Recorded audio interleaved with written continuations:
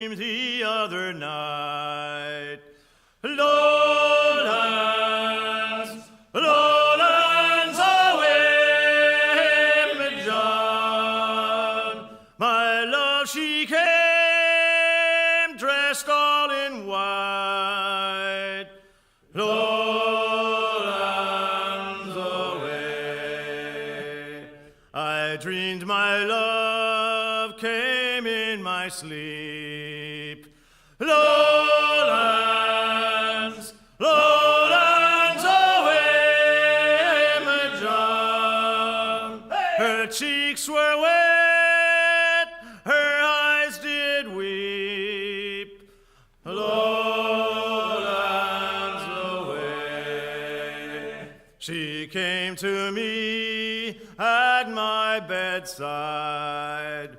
Lowlands, lowlands away, me John, all dressed in white like some fair bride. Lowlands away, and bravely in her bosom fair. Lowlands,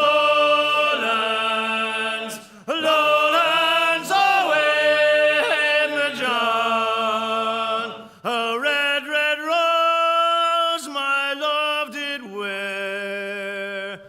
Lowlands away. She made no sound, no word she said. Lowlands, lowlands away, me John. And then I knew my love was dead. Lowlands away. Then I awoke to hear the cry. Lowlands, lowlands away, me John. Oh, watch on deck, oh, watch ahoy.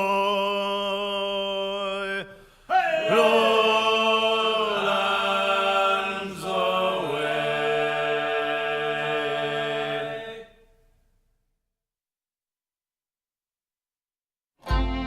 Gather round, lads. As I was out walking one morning in May, I spied a young couple who fondly did stray. One was a young maid so sweet and so fair, and the other was a soldier and a bold grenadier, and they kissed so sweet and comforting as they clung to each other. Sing along, boys. They went arm in arm along the road like sister and brother. They went arm in arm along the road till they came to a stream, and they both sat down together to hear the nightingale sing. Out of his knapsack he took a fine fiddle, and he played such a merry tune that you ever did hear. And he played such a merry tune that the valley did ring. Oh, soft cried the fair maid to hear the nightingale sing, and they kissed so sweet and comforting as they clung to each other. They went arm in arm along the road like sister and brother. Giant. They went arm in arm along the road till they came to a stream, and they both sat down together to hear the nightingale sing. Well, I'm off to India for 7 long years, drinking wine and whiskey instead of small beers. And if I return again, it will be in the spring, and we'll both sit down together to hear the nightingale sing. Well then, said the fair maid, will you not marry me? Oh no, said the soldier, how well can that be? For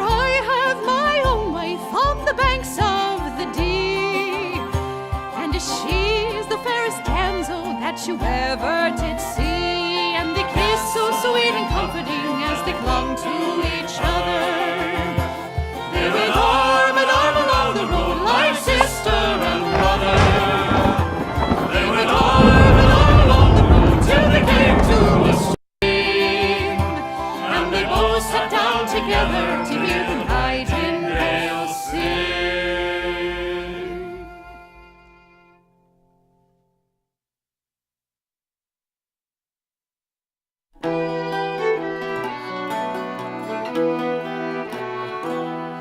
Farewell and adieu to you Spanish ladies. Farewell and adieu to you ladies of Spain. For we've received orders for to sail for old England, and we may never see you fair ladies again. We'll rant and we'll roar like true British sailors. We'll rant and we'll roar all on the salt seas until we strike soundings in the channel of old England. From Ushant to Scilly is 35 leagues. We hove our ship to with the wind from southwest, boys. We hove our ship to deep soundings to take. 'Twas 45 fathoms with a white sandy bottom, so we squared our main yard and up channel did steer.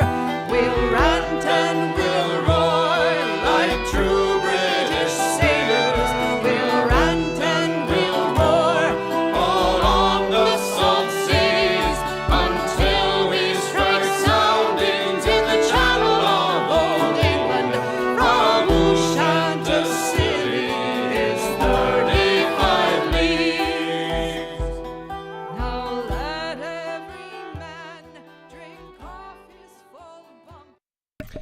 Man, I kind of want to just leave sea shanties playing. How's everybody doing? Leave the sea shanties. Hell yeah, that was the best. That was the best part about that game. This is just we're just gonna do sea shanties all night. That's all we're gonna. It's just gonna be the splash screen and sea shanties, and that's it.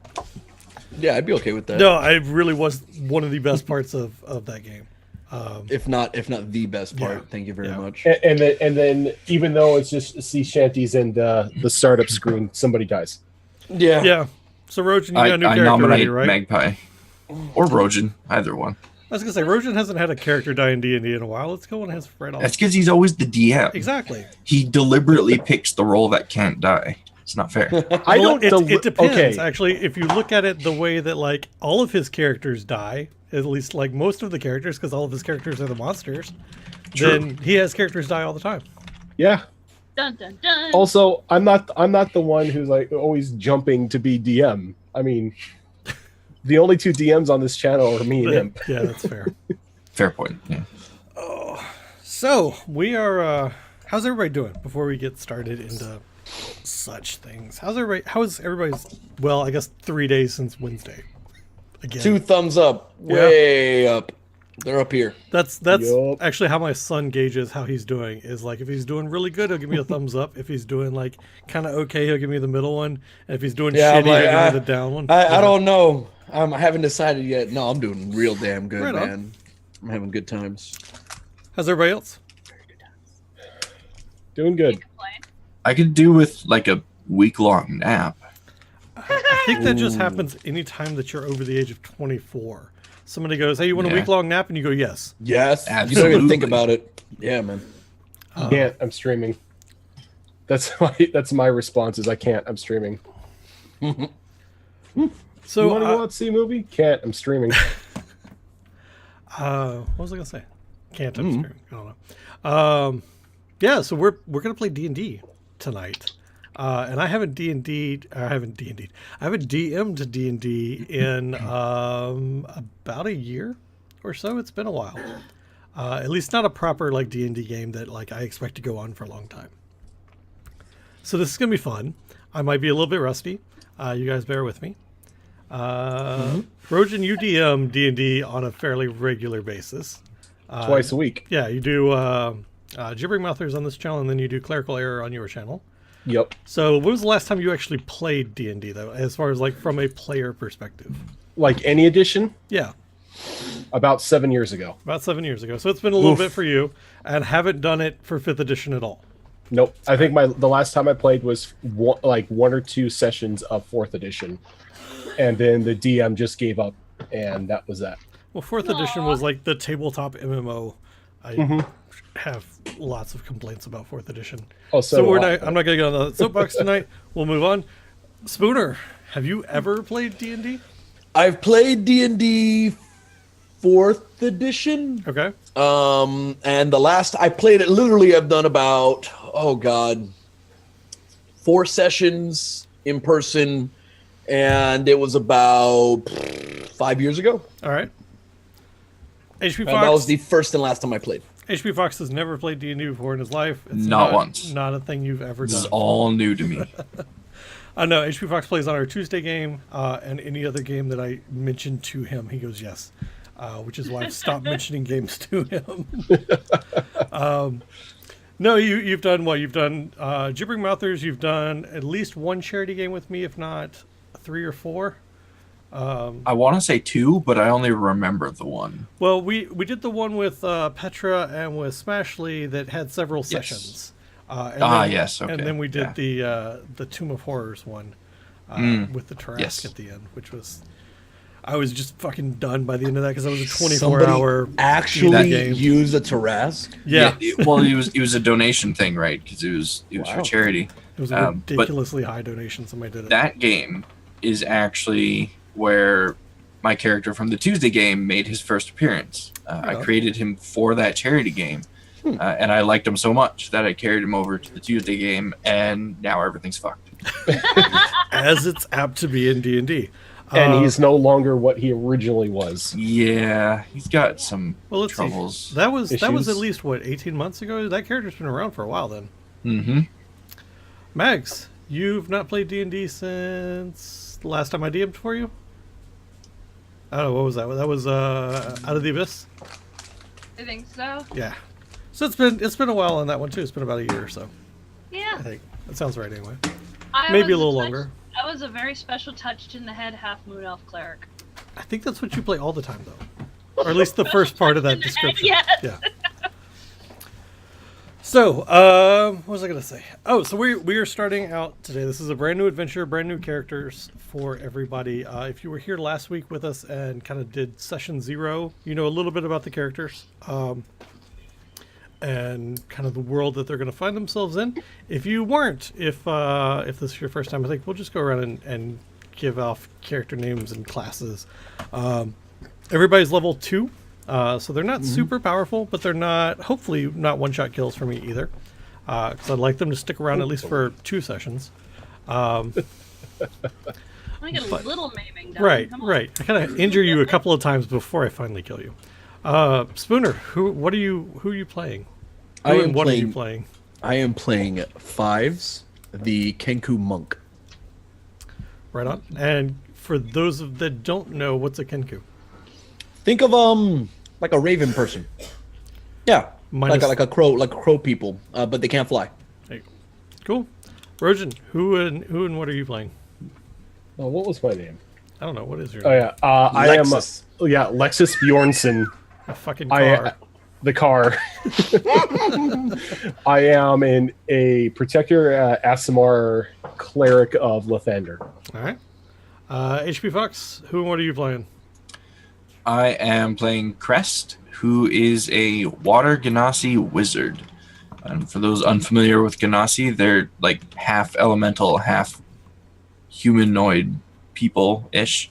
The other half can be any humanoid race, but they generally look like people. Did we and determine there's- what your other half was? We didn't, because I can't make a decision for the life of me. Fair enough. So All right. Half we Dragonborn. determined his appearance already, so I'll just leave it at that for now. At Half first, Dragonborn. I was like, I thought I missed something. I was like, no, I don't think he actually said. So okay. And Mags, who and what are you playing? I am a rogue tabaxi named Javaria, which, in layman's terms, I'm a furry. She's No, I'm a cat. cat I'm a person. giant. I'm a giant cat. When I mean giant, like apparently in the book I read it, they're taller than most people. She's 6'2". So she's like an inch taller than I am. Yay! She's not all that tall because Rojan and HP Okay, Fox are well, both she- taller than I am. Well, okay, you know what? Like they're not average, okay? No, those two. Wait, like Yeah, you had it right. Those guys. Nope. Those guys are like superhuman. When we all hang on a TwitchCon, I'm gonna be like, "Sup? Can you hear me, HP Fox?" Somebody, Dude, we're gonna Spooner, bring I'm so Spooner a sorry. step ladder. It's fine. You're gonna Dude, be I'm gonna bring me some arm fucking rest. stiletto heels. It's gonna be amazing. Some How just tall are you, 6 foot, 6-inch platform heels. 5'7", 5'8". Yeah, I'm the armrest. I'm only 5'3". Yeah, the Y's 5'3", so I feel you. And the Kenku is 5 even, which is blessed, the blessed freaking height of the Kenku. You know, it's funny that I always seem to be a foot taller than everybody.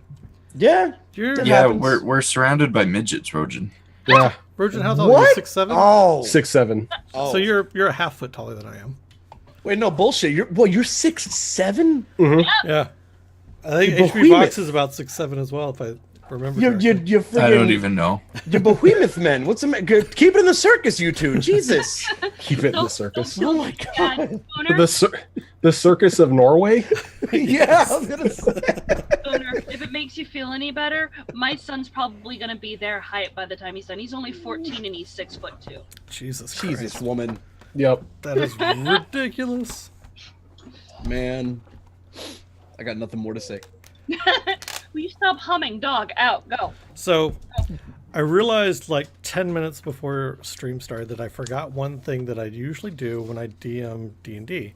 And that's that Roll20 has the like jukebox built into it. And so I'll find some sounds that like kind of match the setting. So we're going to be soundless tonight, and I'll try to fix that for next time. But I'm sure Is you'll it- all forgive me. Is it soundless because you couldn't find it, or is it soundless because we're actually in a void? No, it's soundless because I fucking forgot that it was a thing I could do until like 5 minutes ago. I was like, oh shit, that's right. Oh well. So Hashtag whoops. that's why it's soundless. Pro streams, but that's all right. It's we're setting scenes and stuff tonight, getting started. So for you guys joining us that have read or watched the D&D official streams for Tomb of Annihilation or have any exposure to it at all, if you caught Acquisitions Inc. this year at PAX, I think they had a little bit to do with it. Dinosaur races. We're not jumping directly into Chult. Chult being the peninsula, rather, that Tomb of Annihilation takes part in. We're going to work our way there. And this first session is really going to be a somewhat of an introductory game, as just to get people used to using the character sheets, get me used to DMing again for D&D and all that fun kind of stuff. So it's still going to be fun. It's still going to be interesting, but it's not going to be directly involved with Chult, but we'll get there. This is all the build up to it. So that being the case, the four of you know each other previously. You've returned from crewing a ship named the Bound Elemental, and for your troubles, you were given 15 gold each. So go ahead and add that 15 gold to your character sheet. And this was the ship captain came to you and said, well, after I've taken out all your food and all the cost of housing you for the last 6 months and the damages you've done to my ship, here's your payout, and it's 15 gold. But this was your first big adventure. This is your first time out being an adventurer, calling yourself a proper adventurer. So you're all actually pretty ecstatic that you made it back alive.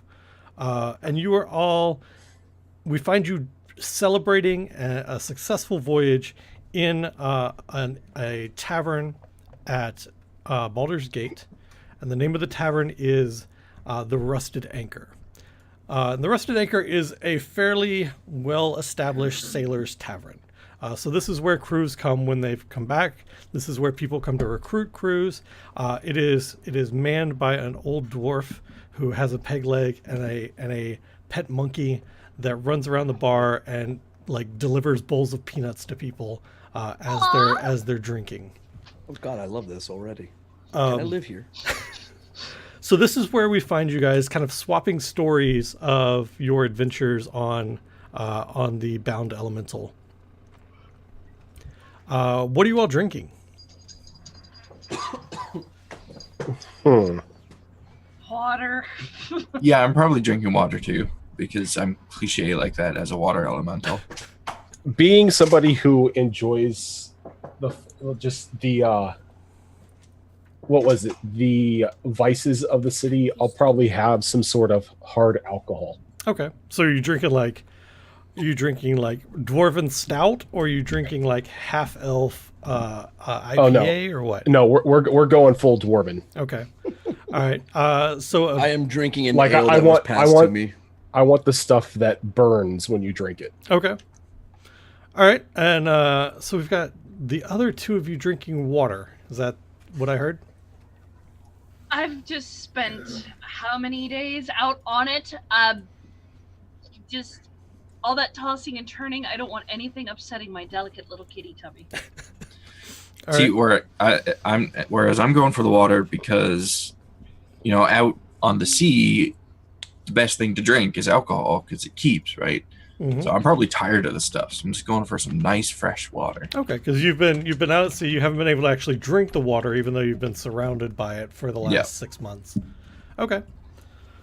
All right, so the night starts to wind on, and I need Fives. What are you drinking? Oh, just a grog or an ale or something somebody passed over in my direction. Okay. Because I can't get it myself. Okay. Are you attempting to order it at all and failing to, or what? Just being ignored, being passed over, being very, very short, and the fact that I'm a Kenku and people are naturally disposed to cinch up the old, coin purse and kind of like not look at the panhandling bird for the most part. Okay, so as you guys are drinking in this tavern, and the crowds are starting to come in, it's starting to get later in the evening. Everybody give me, and we're going to do our first roll for the evening, and get everybody used to doing this. Give me perception checks. Where are you, perception? 420. Hey, where the hell do I perception? And my first roll is botch. Good job. Off to a fantastic start. Seriously, where the freaking hell is spiked perception? you. So it should be under your skills Hmm. in the P area. Okay, I believe so they're all that's alphabetical. your big numbers, and you come over on the little boxes, and it's you have your little check Yeah, mark. like a Found big it. long list. and There you you just go. click on it. There you go. Yay! You did it! Yeah, I did good. So- Look at me, Mom. I'm playing fucking D&D. Let's go. You did it. Good job. Perfect.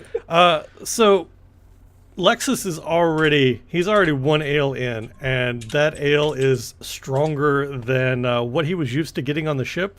And he kind of overestimated himself and just downed it like he was doing with like the watered down booze on the ship. And now everything's seeing a little sideways. So he's already started to slur his words a little bit, and his vision's a little doubled. Crest, on the other hand, is taking a drink of his water and does not realize that he actually picked up Lexus's cup and takes a big swill of this dwarven ale as well, and just drinks it down and then sets it down and just like that. There's something with that water. The water Oh, has this isn't turned. right.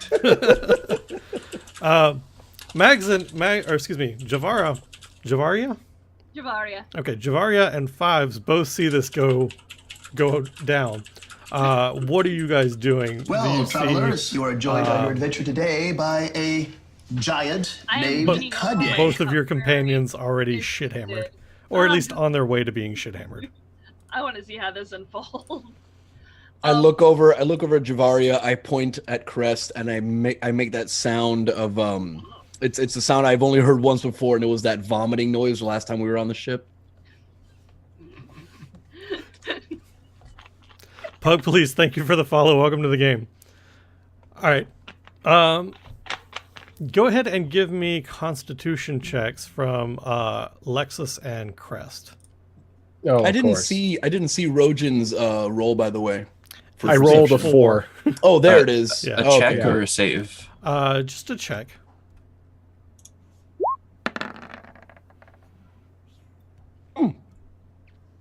Oh wow. right. Both of you, I'm down low right now. is that you're not proficient in that, Rojan? Or No, Lexus I'm is- not. Okay. So both of you take this big swig, and immediately, like, you look at each other and decide that the table is probably a good, comfortable place to rest your head. Seems legit. Are just gone after that swig of dwarven ale, because you guys are used to very watered down stuff on the ship, and weren't really watching what you were doing. Crest being completely caught off guard, like, why am I drunk, and then passes out. The other two of you continue to drink through the evening, and you watch as sailors come in and out, and you watch that. Are you guys watching over Lexus and Crest? Like, how are you dealing with them just kind of being passed out on the table already? My tail is kind of wrapped around Crest's waist, right where his coin pouch sits, just kind of like a don't take advantage of the poor baby. I thought you were robbing me. I tried very, very, very hard to not pickpocket Lexus, and I succeeded in not pickpocketing him, but I'm sitting next to him. So the monkey scampers back over to your table. He's got a bowl of peanuts with him, and he sets it down, and he looks at you, and he's got like this pad on his back, like this piece of parchment, and a pencil that you can write down orders to send back over to the bar, and he'll bring them back to you. Are you guys ordering anything? No, I'm content with just the peanuts for now. Okay. Javaria? I will get that name right eventually. It's okay. I'm going to order a big old steak. All right. You And would so get a the monkey, and we're gonna give the monkey a name. It's gonna be Bob though, because I'm terrible with names. Bob scampers Pickles. off, and with his pad on his back, and a moment later, a dwarven waitress comes out, and she hands the plate to Javaria, and she says, "This is our stout roasted steak, or stout braised rather," and she hands it to you. And she looks at she looks at Lexus, and she looks at Crest, and she goes, "They just get back." I don't know why she has that accent, but anyway. They have not had good alcohol in a while, so they're We see it all the time. I don't know what this accent is. A good one. And she says, "Just keep an eye on them. There are those around who like to take advantage of the less sober." And she just kind of turns and walks back over to the bar. So as the night is carrying on, what are you guys doing? Are you just eating and drinking, or? Yeah, for the most part. I mean, I'm listening, observing, watching everything that's kind of going on, trying to pay attention to who comes in, who leaves. Okay, give me another perception check. Sure. Bloop. All right, so you're keeping an eye on them, and you see. Whoops, that's the wrong screen. There we go. Misclick. Whoopsie. You see crews come in and crews come out, and there's a couple of captains in there that you see are recruiting. That will go to tables and will sit down and we'll talk, and you'll hear either arguments or cheers depending on what the captain has offered to the table to come join them. And then as the night dwells on, the crowds in the tavern begin to kind of thin out, and it's just you two and a couple of other passed out people on tables, and then the doors of the rusted anchor swing open, and a figure that is draped in just a heavy cloak and they have their hood up over their head, but you can see the peak of a tri-corner hat just peeking out from under the cloak. And the person approaches the counter, and you can see a hand kind of wrapped in bandages reach out and place some money on the table, and it's about 50 gold. And they kind of do this without even batting an eye. And they lean forward and order something, and the bartender, like, his face goes pale for a minute, looking up at this person, and then he just kind of nods and backs away, taking the coin purse with them. And then the person leaves. And another crew, or another ship's crew, come in, and the festivities pick up in the tavern again. And people are ordering drinks and people are ordering food, and it's getting on to about midnight at this point, but it really doesn't show any signs of letting up. And you guys are just still there swapping stories, talking about the way that Crest couldn't handle seeing the steam from the volcano lava fall into the water. He just thought it was appalling. And the way that Lexus lost his lunch over the side of the ship on more times than you can count. And just other stories that you just kind of regale back and forth as you're eating and drinking. And one of the crews comes in and buys a round for everybody. He's like, I'm buying everybody beer. And he, like, throws a bag of gold onto the counter. And so Bob runs out with a couple of tankards of beer for you guys, sets them on the table. He kind of nudges Crest and Lexus as he does to see if they're awake, to see if he should be bringing them some. But they don't really stir, so he just kind of waves it off, and then he scampers off, delivering beer to the rest of the tavern again. Okay.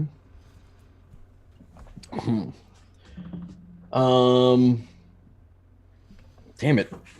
I'm trying to think what would work.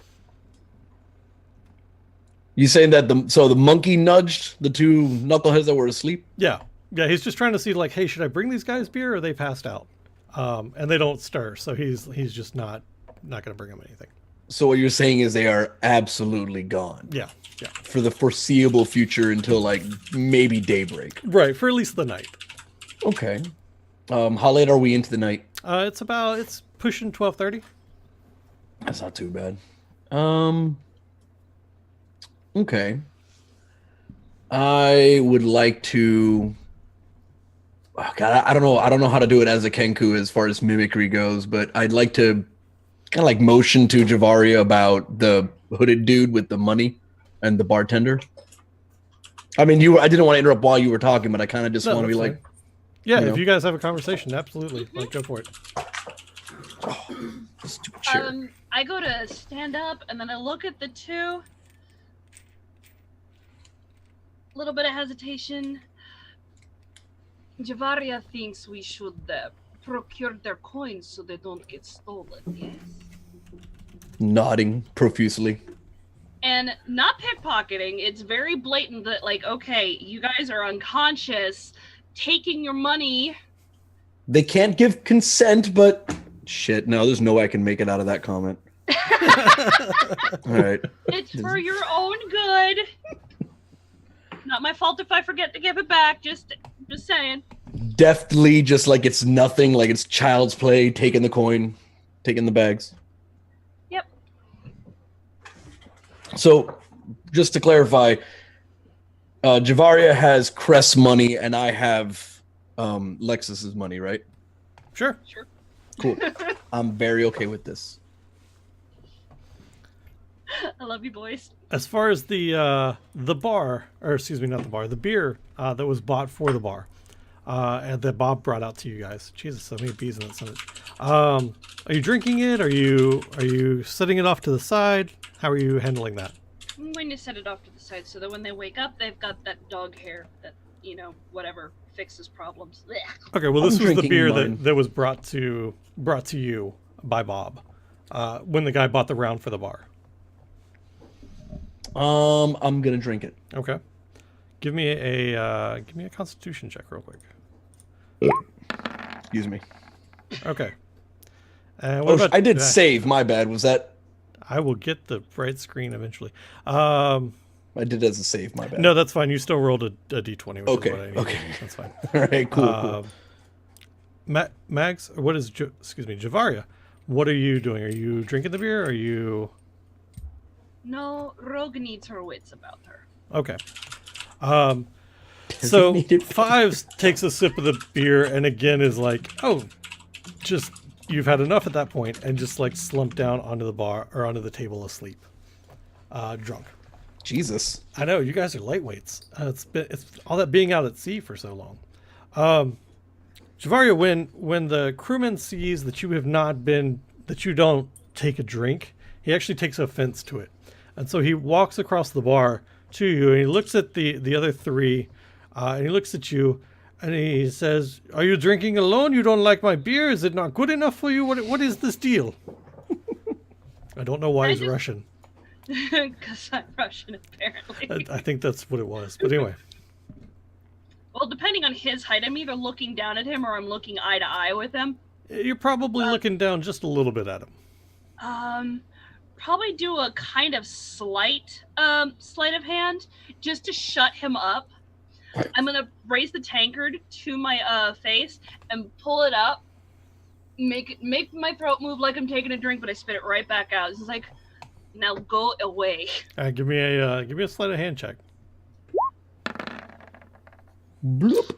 So you attempt to drink the beer, This is going or beautifully. to fake drink the beer, and you just end up with a big mouthful of it, and you just like swallow it down. Give me, you know what? I'm not even gonna do that. I was gonna have you give me a Constitution check, but it's fine. Have you seen my constitution? No, don't do it. Okay, well, even better. So a few minutes later, you pass out on the table. If we're not going to do your Constitution check, so the four of you, having come back from a successful voyage, have gotten drunk in the tavern like you do after a successful voyage, and passed out on the table. This is something that happens fairly regularly at the Rusted Anchor, so they're not at all surprised. In fact, you weren't the first to go down. There were already people sleeping on tables when you guys got there, probably. But a few hours pass, and you all smile gently in your sleep as you feel yourselves being rocked. And then there's some slight creaking of boards. And you all wake up, and you about stir at roughly the same time. And you wake up to find yourselves being lulled and rocked by the sea as the sound of shipboards creaking around you kind of wakes you up. And yes, you've all been shanghaied. Is it me, or did we just get off a boat? Was that a dream? No. And then I make a sound of like a town crier bell alarm going off, like in panic. Just Kenku mimicking like a town crier. Yeah, so for anybody watching, just not to like break out, but so Kenku, they don't have a voice. So if you weren't here for the last episode, well, we were making characters. It was part of their curse. They don't have their own speech. Their speech is like a mockingjay or a crow or a parrot. They can copy any sound they've ever heard, even like a sound effect or speech or anything like that. And they understand what the word means and what the sound means and whatnot for the most part, but they can't just do shit on their own in that way, you know? So if I say, I made the sound of Roshan throwing up, like it'll sound exactly the way it's supposed to. Think freaking, oh my God, dude. Transformers when he couldn't speak. Bumblebee in the first Bumblebee. one. Yeah, there you go. Where he just plays sound effects. Do we still have our gear on us? You do. Okay, so before even questioning why they're on a ship again, Lexus is gonna break out his kit and start making some sort of concoction to like fight the hangover. Okay. Yeah, there's no reason that would be a problem. So, All right. okay. And he like after he downs his, he does the same thing for everyone else. Okay. Blech. What are Javaria and Crest up to? So you guys wake up finding yourselves in the hull of this ship. So I think Crest is probably going to like bolt upright from wherever he was sleeping, and kind of grasp at his chest, making sure the amulet that he has is still there. And upon finding it, he's going to kind of pat down his pockets and look for his, coin purse and items and such. I assume he's going to find his items there, but not his coin purse. Right, and Javaria still has your current coin purse on her, so. At which point he's going to kind of glance around at everybody else and see if they have theirs. And I'm just sitting cross-legged on the floor, arms crossed, looking at the door of our little area, my tail doing this annoyed little flop, flop, flop. Yeah, Lexus comes up behind Javaria and just holds the like a small wooden cup of like this mixture of like roots and tea and whatnot in front of her face. I'm too annoyed to speak. I was so happy to get off the fucking boat. Like, look, it isn't going to help us if you're still having things rattle around in your head. Drink this, and then we can find out what's wrong with us, or where we're at, for that matter. I let out a sharp whistle, gets Lex's attention, and I toss his coin purse back at him. Oh, thank you, Fives. So I think I'll probably put two and two together from that and just stare at Javaria. Oblivious. I'm annoyed. Oh. So just thought about the cat and the water elemental interacting, and that's going to be fun. Do I have to get the spray really bottle? Aren't you the spray bottle? I was going to say, like, Oh, please God, no. Mental do image you is actually need I to go mean- get anything, or? Technically, a half-shaped water right there. Lewd. Sorry. So you guys are beginning to kick around, getting your hangover cures, getting your coin purses back, being very annoyed at the door. And a moment later, there's a knock on the door.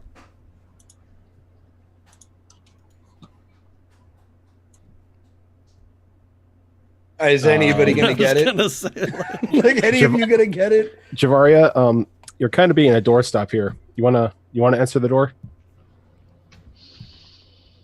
Okay, so is this door locked? Is Nope. it okay?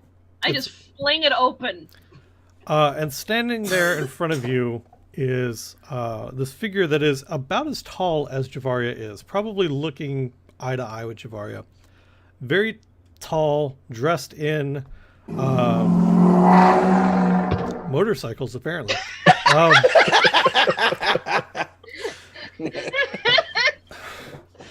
It's a sentient motorcycle. We've It is now Transformers.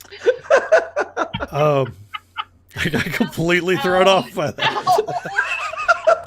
thought that was like a fucking soundboard or something. Like, damn, Rojan's just messing with us or something. So, Uh, so you open the door, and a figure that is about eye level with Javaria stands there in pirate captain garb. You recognize it. It's the tricorner hat. It's the heavy coat, rapier on her side, but other than like her eyes, wherever her hands or her flesh should be showing is wrapped in bandage. You can see her eyes, but the skin around the eyes is wrinkled and tight against her skull. And she looks at you and she says, "Sorry for the unannounced voyage, but you're all here and intact, and I need your help, and I'm offering good pay. When you collect yourselves, please come to the captain's quarters and I will explain." And she just gently closes the door and walks off. Well, see, there's our answer. I think it's a little late to say no to that. We're already on the ship. All and at right, the mention of gold, Javaria's like, "Oh, der," and just like flops Crest's coin bag at him. You had it. I don't respond. My response is gathering my sack, shouldering it, and like making for the door. Well, it's obvious we're not prisoners. I mean, you don't leave prisoners with their weapons. No, but we are on a boat in the middle of the ocean, presumably. We can't exactly run away. No, Yeah, but still you heard the lady. She needed our help. She could have asked. Can't really ask people who are asleep. I wasn't asleep. TikTok noises. And she Can- didn't talk to you? Can you really ask for the help of people you just kidnapped, though? Oh, it's not kidnapping. I didn't volunteer to go. We're not tied up. We still have our gear. The lady apologized for it. She said she needed our help. Adventure is adventure. I'm up for it. I was already on an adventure. Well, now you're on a wetter one. It's like, well, look at the bright side. It's more adventure, more pay. It's like as Lexus like pats Javaria on the head and just makes his way out. I'm already outside the door, man. I don't know what you guys were. I already did my TikTok noises. You guys kept talking. I'm like, all right. What It's about not kidnapping. It's Shanghai. That's right. What about Crest? Is he just kind of following Fives and Lexus, or Yeah, I think so. okay? Javaria, she following like reluctantly, or what's she doing? Very reluctantly. She is not a happy kitty. All right. So you guys walk out and you walk onto the deck of the ship, and the ship's already fully manned, but it's a small ship, so it's only manned by about 6 other people. And they all look like they're pretty seasoned adventurers, but you can see that, or not adventurers, but sailors. But you can see that each of them have bandages wrapped around their hands, or the areas that their skin is exposed looks to be very tight and wrinkled, as though something is kind of draining the life out of them, and that their health doesn't look like they're going to last much longer. Is the ship flying any colors? No, it's white sails, and it's got a crest, and the crest is basically a tied up cobalt. Oh, nice. And if you look at the front of the ship down I'm gonna fuck up the name. The front of the ship, where the name is usually the bow. Thank you. I don't know ship terms. And I should not ask if it has 1 or 2 masts. No, you should. I'm gonna say 1 because it's a small ship. Okay, I was going to say, like, how big are we talking as far? Oh, never mind. But the name carved into it is the floundering cobalt. Ominous name for a ship. The captain's quarters are up the stairs, kind of behind you towards the, if that was bow, stern of the ship. And yeah, the crew sees you and all like wave, kind of give you a quick nod and wave, and then go back to tending whatever they were doing. So probably the moment that they kind of step out onto the deck of the ship, Crest is just gonna like take in a big deep breath and have this big stupid smile on his face. Like the sea air is rejuvenating him. You know, his skin looks a little brighter, his hair is a little more flowy, and he's now chipper and ready to do anything. Okay. The cat, on the other hand, fur looks all matted like she hasn't groomed herself in a month because it's just wet cat look. No. So her So ears she are looks folded like a back little and her, gremlin. yeah, and her tail's just like twitch. What about Fives and Lexus? How are you guys after you find yourselves on the ship and outside? How are you feeling? Feeling better after. No, you go ahead. You go ahead. No, go ahead. No, I was going to say, I'm feeling better after the concoction that Lexus, you know, the anti-hangover thing that I really, really wish we had in real life. So he's feeling fine, feeling better. He's got his legs, always had his sea legs, he's good balance. Everybody seemed polite enough. It's kind of like noticing around, looking around the ship, being really observant. Sea air feels good. Any air, hitting the face feels good, feels like flying. So just waiting for Lexus's lead, but otherwise doing okay. All right. What about Lexus? Lexus is heading up towards the captain's quarters, but as he's making like a mental note of like the condition of the crew. Okay. Trying to determine exactly what is wrong with them. Thomas. Okay. So you guys enter into the captain's quarters, and the captain is sitting behind her desk, with her feet up, kind of kicked back. She's got her hat off, and she's got the bandages removed from her head. And her hair begins to it looks like it's thinning and falling out. Her face, while it's still got skin and everything, very closely resembles a skull, as if something is just kind of draining the life out of her. And she offers you all gestures to a set of chairs that are around the desk, and she says, "Please have a seat. I am Captain Sharkbait, Captain Bernice Sharkbait. If you want to be a little less formal, I don't mind. After all, I did kind of Shanghai you. But Kind of. I need your help. So there is a reason behind it. As you can see, me and my crew have seen better days. And I'm sure that you may not have noticed if you were out at sea recently. But those that have been resurrected in their past have been becoming drained. Something is stealing our life force, as you can see. And she begins to unwrap one hand to show you kind of that this is extending across her whole body. So the problem with getting seasoned adventurers to go do this sort of thing is any seasoned adventurer worth their salt has usually died once or twice, been brought back, and look like me now. So we had to find unconventional methods. Mr. Lit, thank you for that host. Lit. We had to find unconventional methods of recruiting people. So here you sit.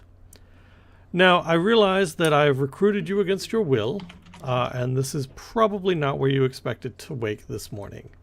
But the reality is now that you're on my ship.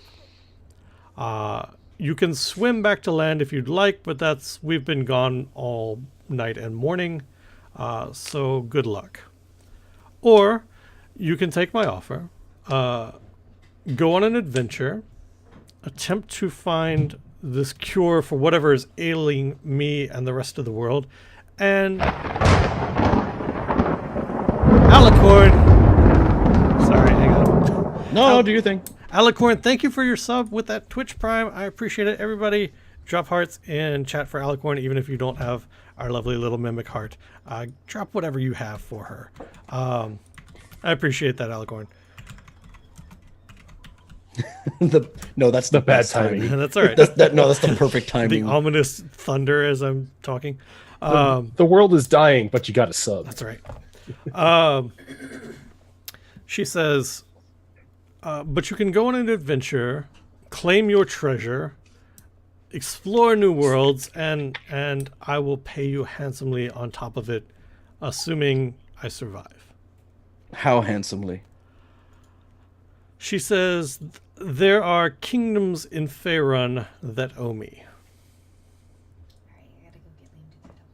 I've spent quite a bit of money and my ships and fortune trying to find a cure already, which is why we are now on the Floundering Cobalt. Excuse me one second.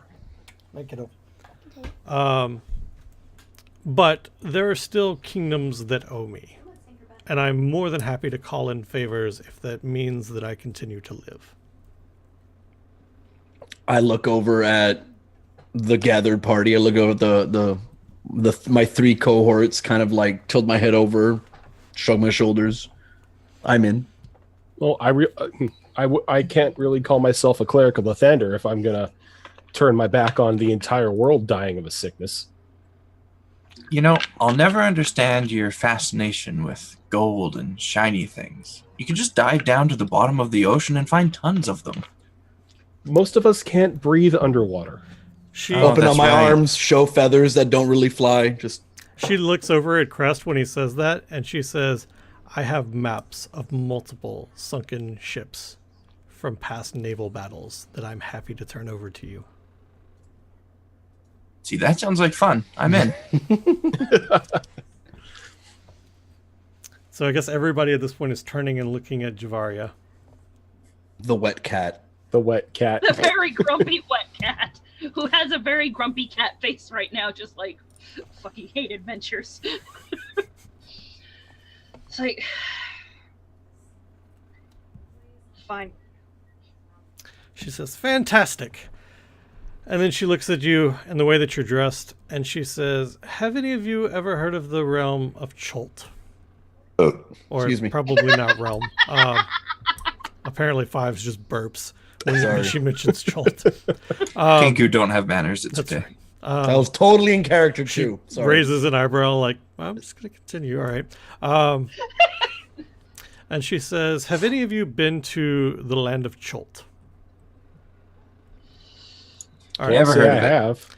She says, if you are... Well, travelers, you are joined on your adventure today Sorry, by follow a sound.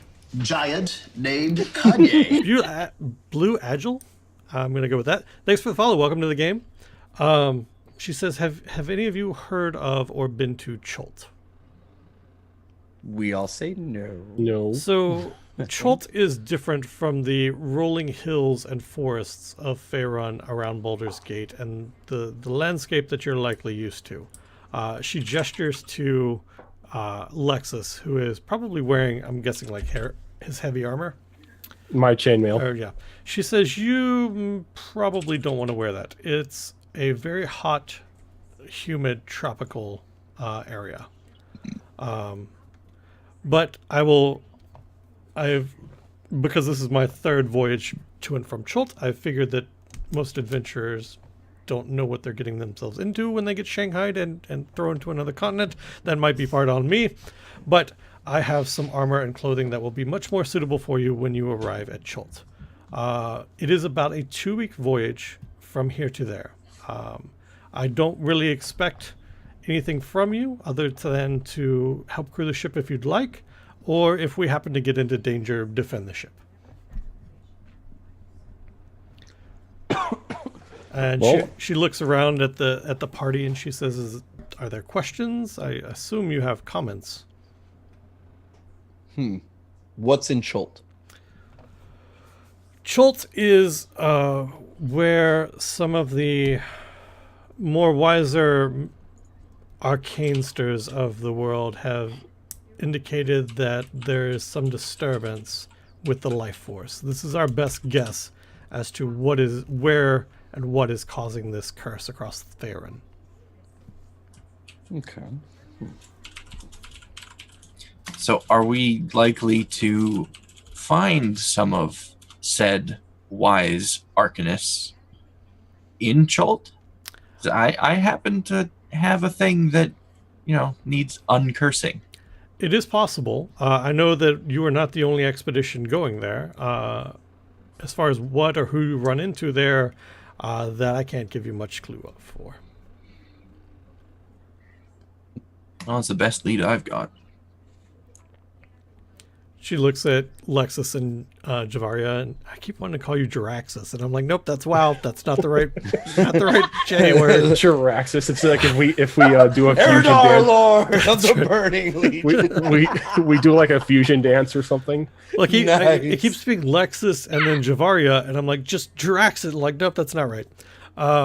Yeah, so she looks at Javaria and she looks at Lexus and she says, anything that I can answer for the two of you? Does anyone know the source of what's causing all these once raised adventurers to start rotting? Not last I heard, only that there is a death curse.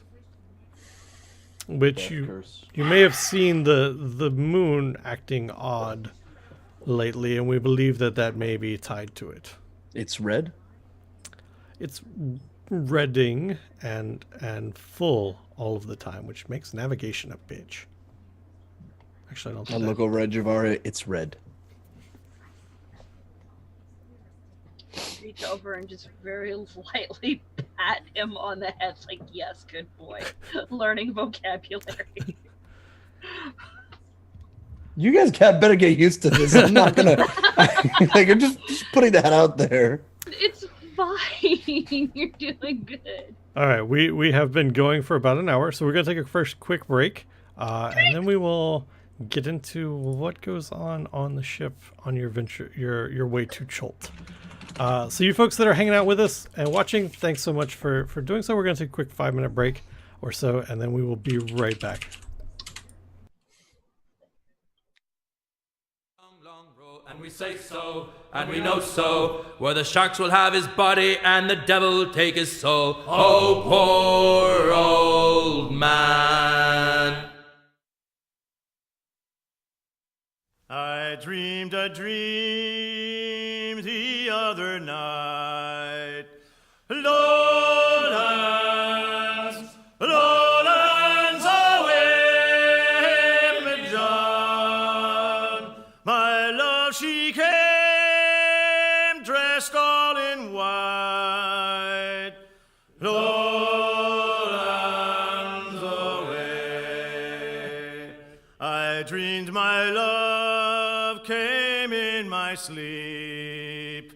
Lowlands, lowlands away, John.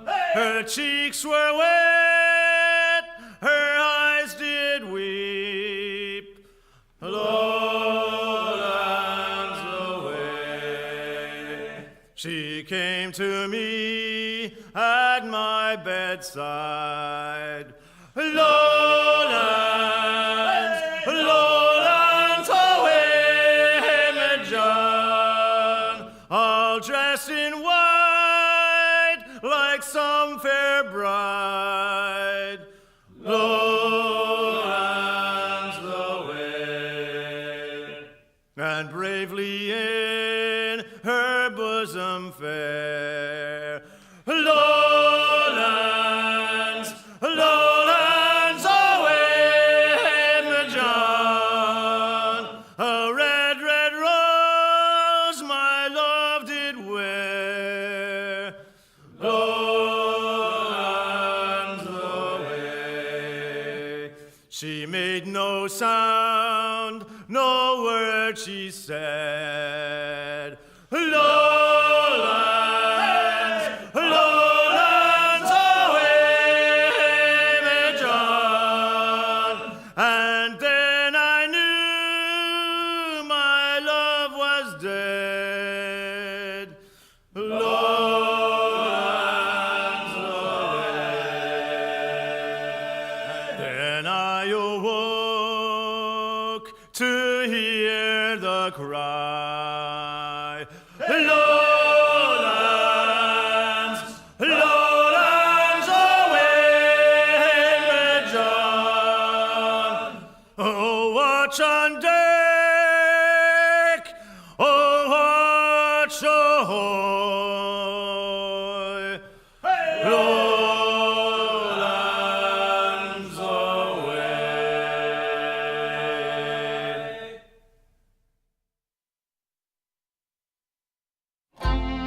Gather round, lads. As I was out walking one morning in May, I spied a young couple who fondly did stray. One was a young maid so sweet and so fair, and the other was a soldier and a bold grenadier, and they kissed so sweet and comforting as they clung to each other. Sing along, boys. They went arm in arm along the road like sister and brother. They went arm in arm along the road till they came to a stream, and they both sat down together to hear the nightingale sing. Out of his knapsack he took a fine fiddle, and he played such a merry tune that you ever did hear. And he played such a merry tune that the valley did ring. Oh, soft cried the fair maid to hear the nightingale sing, and they kissed so sweet and comforting as they clung to each other. They went arm in arm along the road like sister and brother. They went arm in arm along the road till they came to a stream, and they both sat down together to hear the nightingale sing.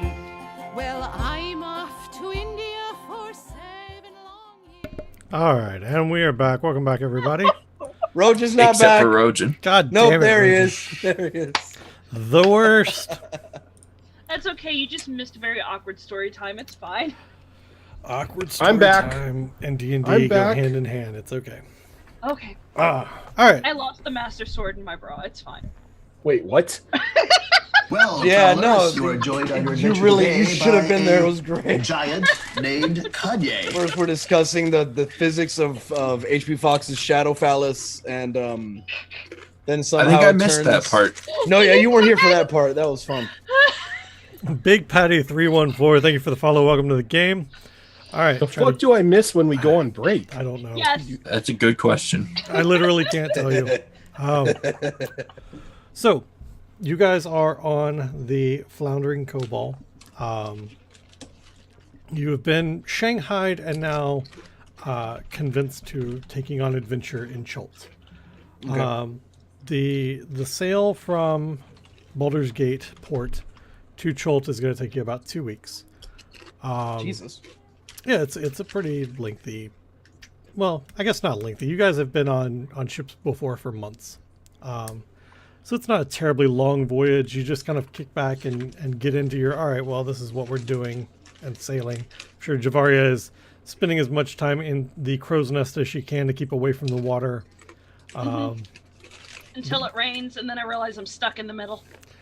What are the rest of you guys doing?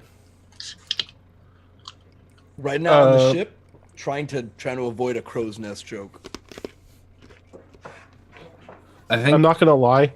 I thought of a crow's nest joke, but I didn't say it. Fucking, I know you, man. It's like we're best friends.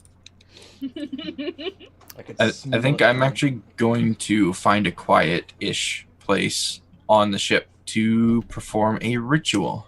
Okay. What ritual are you performing? Let me click this and see if it works. And wow, that's a lot of That text. is a lot of text. Damn. Find familiar. All right. I watch him performing this. It's instantaneous, so it doesn't take you very long to cast, or it takes an hour to cast, rather. Yeah. You can insert. All right. Do you have a familiar in mind that you are summoning? Yes. All right. I'm going to summon a poisonous snake, since that is one of the options. And it's. Terrible idea. I'm gonna keep it just kind of out of view, so at first glance you can't really see that I have it. I think it's probably going to be like coiled around my arm or something, so the head is like just poking out from my sleeve, just as kind of extra pair of eyes type of thing. Okay. You have control over that thing? I do have, well, I have semi-control over it. It acts independently, but I can give it commands and it'll obey them. Okay. It can't attack though, so there's no real point in like giving any sort of sheet over for it or anything like that. Fair enough. What's Lexus doing? Is he settling into the ship? Pretty much he's gonna try to take up the same position he had on the last ship, and just pretty much be the ship's doctor and Okay. like helping out where he can. Okay. So are you attempting at all to like prevent the drain life effect from affecting these people? Or are you attempting to cure it, or how are you managing that? part I'm of it? doing as much as I can to maybe prevent it. 'Cause I know for a fact I do not have the power to completely stop a curse that's affecting anything worldwide. Okay. But maybe like I can provide something as a means to slow it down. Okay. What about Fives? What is Fives up to this first like day on the ship as you guys are getting settled in? Well, against all odds, nope, Scary. He's failing miserably. His ADD is kicked in pretty hard, and he is basically scouring the entire ship, learning where everything is, just kind of being super goddamn curious. Okay. And the sailors that are there, most of them are actually kind of outcast races as well. So a lot of them are goblins and orcs. So as you're passing by and like figuring out your way around the ship, they're actually nodding to you and being a lot friendlier than you're used to getting from like humans and people that really fit in somewhere. So they're actually kind of inviting for you. and some of them will stop and talk with you for a little while as you're going about the ship, and trying I'm learning to. so many new words. Yeah, and they're trying to talk to you, even though they like. I'm sure one or two of them have met a Kenku before, so they kind of understand the way that your speech works. And so the orcs, though, probably try to talk to you, but get frustrated very quickly, and they will like distance themselves, but they'll do it politely. They're like, "Oh, I have to go. Remember, I have to go take care of this rigging or something," and like something will come up instead of them just kind of walking off. They're actually pretty polite about it. Wow. So the first day on the Floundering Cobalt is pretty calm for you guys. Nothing really happens minus the talking with the captain and you guys getting settled in.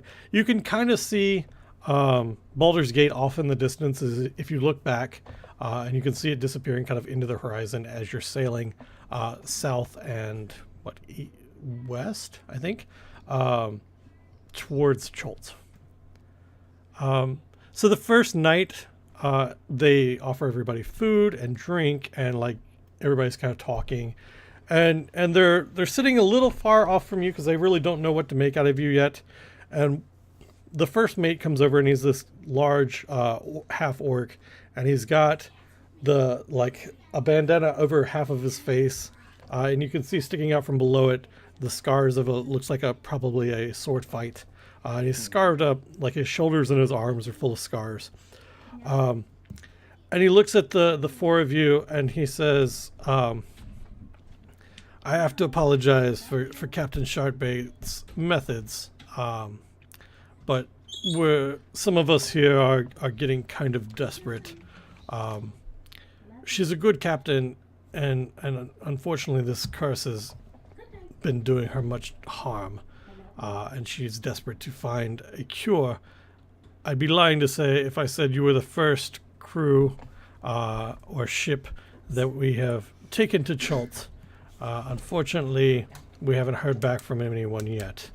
Cholt is a very different place from the rest of Faerun that you might be familiar with. Well, travelers, you are joined on your get adventure follows today at the by worst a fucking times. giant I'm gonna turn named that off or Kanye. something. Twitch Teambot, thank you for the follow. I'm assuming you're a bot, but yeah. Probably a bot. Welcome to the game if you're not. And he says, shit, I lost my train of thought. He says, Cholt can be a very dangerous place if you do not keep your head about you at all times. The jungles run with creatures that are not seen anywhere else in Faerun, along with the undead that travel through their twisted forests. What are creatures? Lizards the size of... lizards the size of buildings. The size of buildings? The size of buildings, not dragons. Dragons might be a little scarier than these lizards, but there's more of them than there are any damn dragons. Loud gulping sound. I don't know. I mean, on top of, signing on to help everyone, I'm kind of excited at the aspect of seeing giant lizards the size of buildings. Well, I'm not looking forward to seeing giant lizards the size of buildings. He says, I'm sure you will have your excitement met when we make landfall. I suggest that between now and then you all get some sleep, rest up, and be ready for whatever awaits you in Cholt. And he downs the rest of his grog, and then just kind of wanders off. So I guess we're just turning in for the night then? Or do you have any... That's up to you. What do you want to do? I'm going to take the dude's advice and turn in for the night. Okay. They've been here more times than we have, so I'm trying to not have nightmares. yeah. Javari is just like, I'm so done with this thing already. I just got off the boat. What about Crest and Lexus? I think Crest is probably going to turn in as well. But I will make a point, since this is half the reason I summoned this familiar. When Crest is asleep, The familiar kind of wraps its tail around his neck, and it's kind of coiled on his chest, on top of the amulet that he has around his neck. Okay. What about Lexus? Before turning in for the night, Lexus is going to start going through any of the books that he has, trying to see if there's anything previously recorded about death curses of this magnitude. Okay. And how if anybody has been able to counter their effects in the past. Okay. Go ahead and give me either. I will let you give me either a history roll or an arcana roll. Both of them are 0, so Gonna work out great. let's do history. All right. You've seen this kind of effect on people, but it's generally through like necromantic means, and it's usually just on a single person. When somebody has been targeted of a necromantic spell, you've seen these similar effects on that person, but it's generally like one person, or like an adventurer that came back from something, or a mage that started messing around with necromancy and fucked up and hit himself with the spell or something. So so nothing in regards to anybody who's been resurrected is now slowly decaying. No, divine magic like that, usually if somebody gets resurrected, they stay resurrected until something kills them. But is there anything mentioned as to how, like, even on a single person, these things have been combated or reversed? No, you just you've studied a little bit and you've seen it around town, but it's not something that, or excuse me, I take that back. You haven't studied it, but you've seen it around town and talked with other clerics, and have seen, heard similar descriptions, but it's not anything that you personally have dealt with. Gotcha. All right. And I think after he's done that, he's going to turn in for the night. Okay. So the night goes off swimmingly. I feel like that's a terrible pun there. But there you rest in your quarters. No one really interrupts you. And the night goes on without any alarm raised or anything. The next day. Sorry. I made a roll table, which is something I don't really do, but trying it out to see how this works. So the next day goes by, and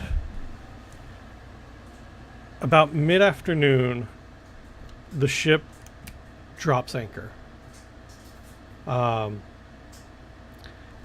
And the captain is standing out on the bow of the ship, if I got that right, the front of the ship. Mm-hmm. And she's got her bandages unwrapped around her neck, like hanging loose, the stuff that's usually covering her face. And she has her hat off. And she's just kind of standing on the front of the ship with a spyglass out. Okay, we were supposed to be out at sea for, what, a couple weeks, you said? Mm-hmm. Okay. I approach her and say good morning. She looks at you and she smiles, and her smile almost resembles that of a skull, just because of how tight the skin is wrapped around her. You got the rictus. And did we lose an HP Fox? He says his dog is barking. Oh, okay. And she smiles and she says, "It's afternoon, but I'm glad that you slept well." And then she turns her gaze back to the sea. I peek over her shoulder. What looking at? She hands you the spyglass and she says, "Look off to the left, about a mile out." Mile out. What do I see? So you're putting the spyglass up and looking? Mm-hmm. Okay. Oh yeah. So there's I'm going to repeat a lot of things people say. No, that's fine. There's a small boat that you can see kind of rowing towards you with 3 different colored creatures sitting in it. One is a bright red, one's a bright blue, and one's yellow. Are there any discernible features of the creatures? Give you me know, a horns. yeah. Give me a Frill, perception check. Okay. Boop. Whoop. Oh, So Poop. they don't look human. They look too kind of bulbous to be human. They're very round on their heads and like very scrawny arms. And what you can guess at are legs, but are also kind of very scrawny. And she says, "We're waiting on them for safe passage." So are the three behind?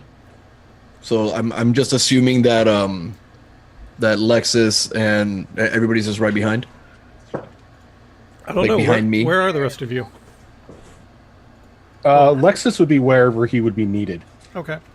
Javaria, I feel like, is probably still in the crow's nest, or is she like floundering around and getting used to the ship? in the crow's nest. Okay. The sooner I get off, the better. All right. Where's Crest at? Where is Crest at? That's a good question. He comes back. He has no idea what's going on. Yeah, I have no idea what's happening. Recap episode. Captain Sharkbait is standing at the front of the ship, or at the bow, with a spyglass out. Fives has come up and asked her what she's looking at, and where is Crest as this is going on. He's probably just hanging out at the side of the ship. I'm good with ship terms, totally. Just kind of staring lovingly at the ocean. Okay. So you're the only one. Fives is the only one that Like you water. that knows that this is going on. So I excitedly look over my shoulder, expecting my team to be there. They're not. I run off to go find Lexus, and I still have the captain's spyglass in my hand as I run off. She calls after you and just like huffs, like waves the hand like it's not a huge deal, and just continues to stand at the bow of the ship. So you run around the ship for a minute and then find Lexus in a makeshift kind of medical ward room. Triage. Yeah, a triage room. What are you doing when you find him? I run up to him and I'm like, Lexus, 3 berries coming. We wait. I'm sorry, Fives. Berries? Berries, 3. Red, yellow, blue. And then I hand him the spyglass and run back out to find the other 2.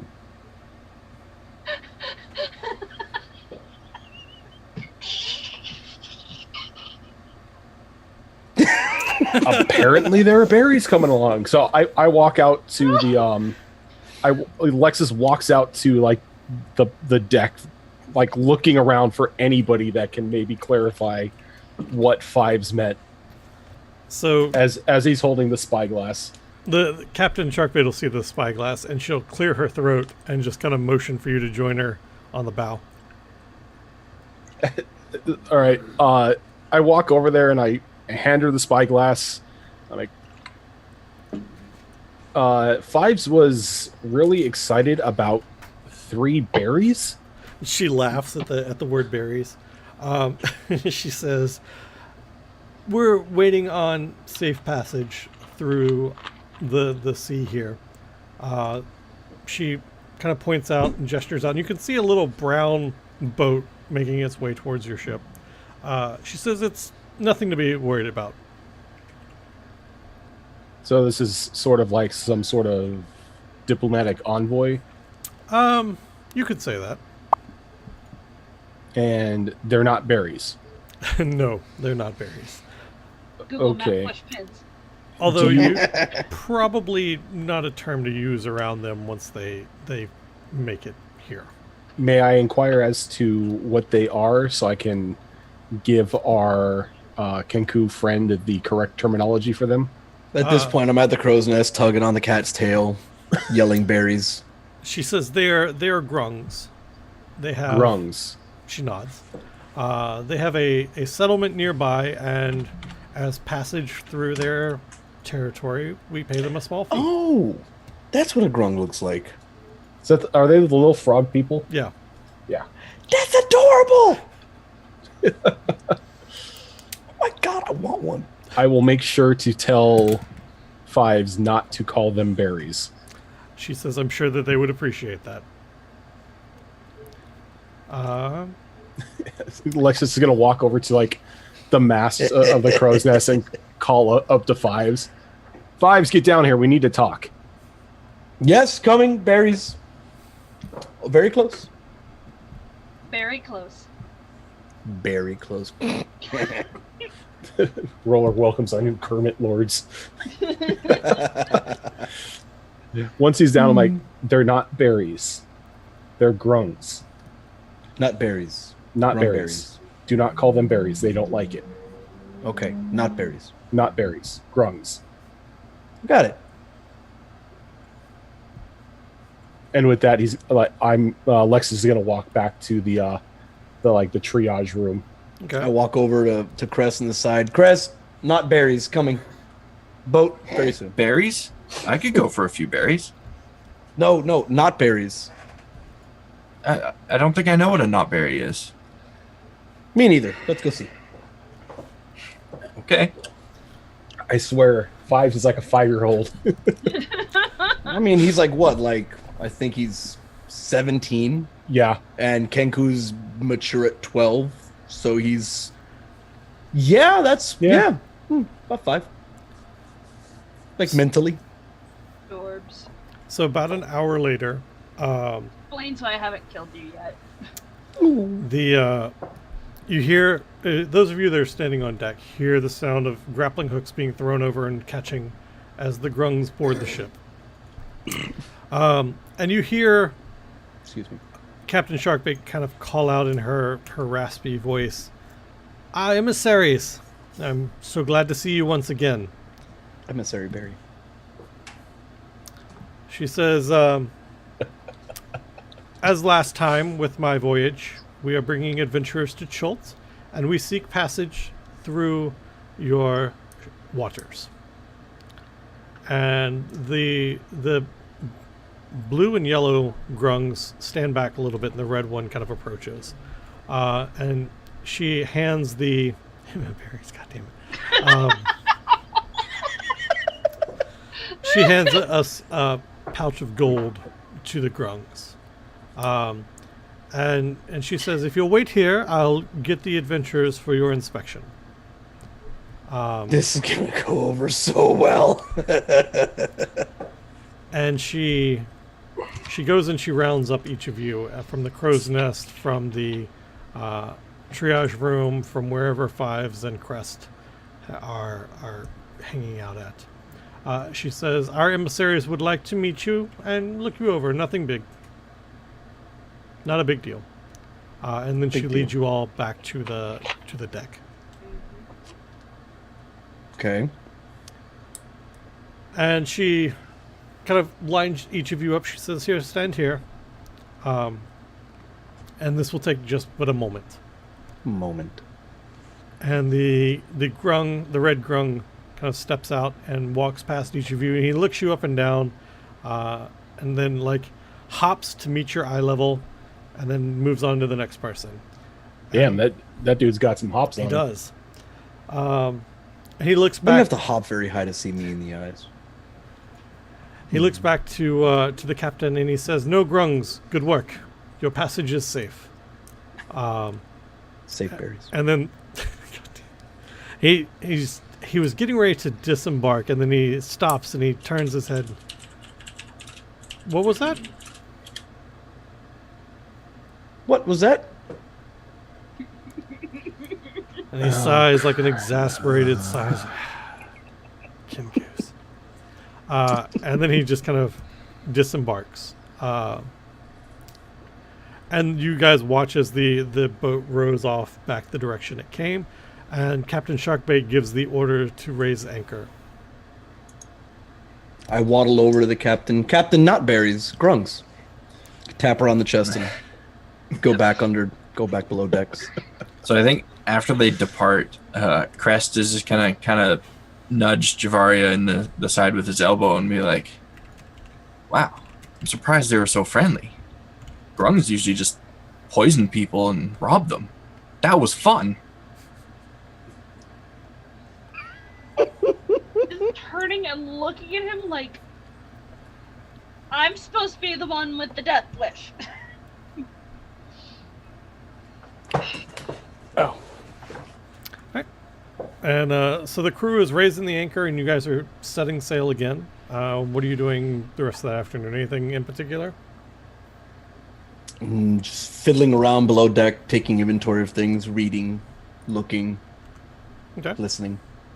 Doing as much as I can to find a way to slow down the effects of this death curse, if possible. Okay. Actually, give me a perception check real quick.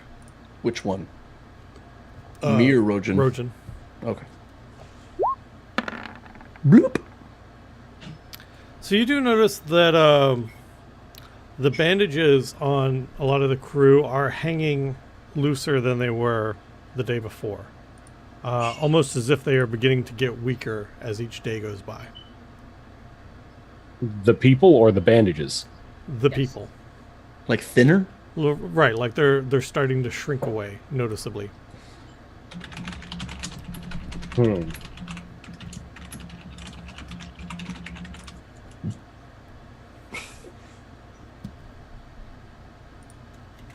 What do you do with this newfound knowledge?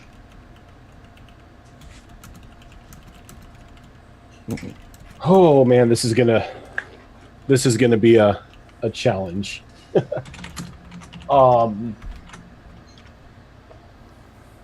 Trying to think here.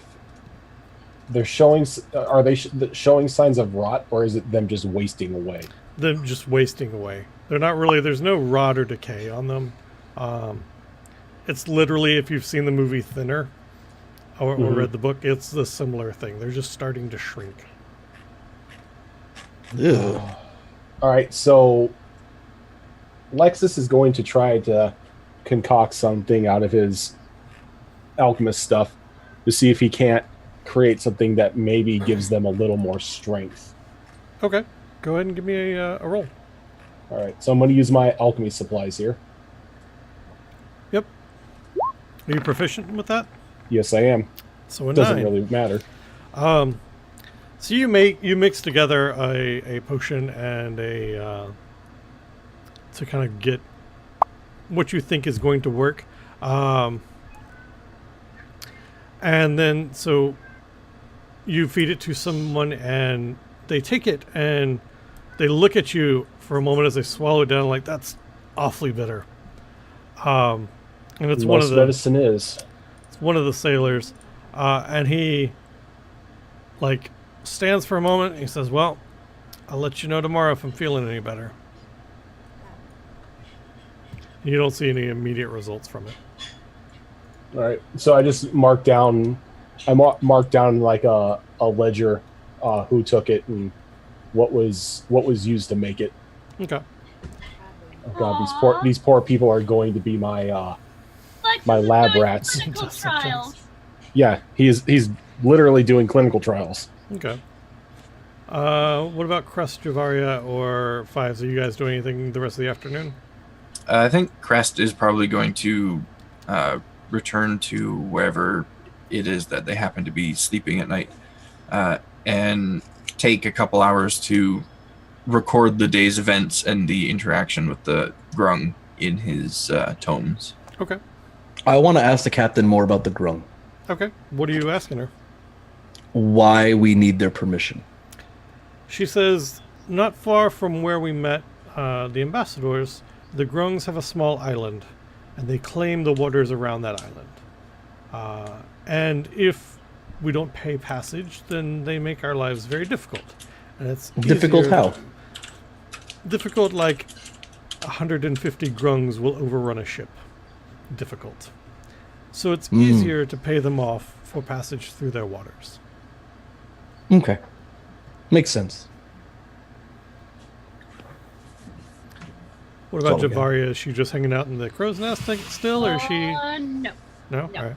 Javaria has kind of gotten over her fucking I don't want to be on a goddamn boat syndrome, and she's going to start being functional again.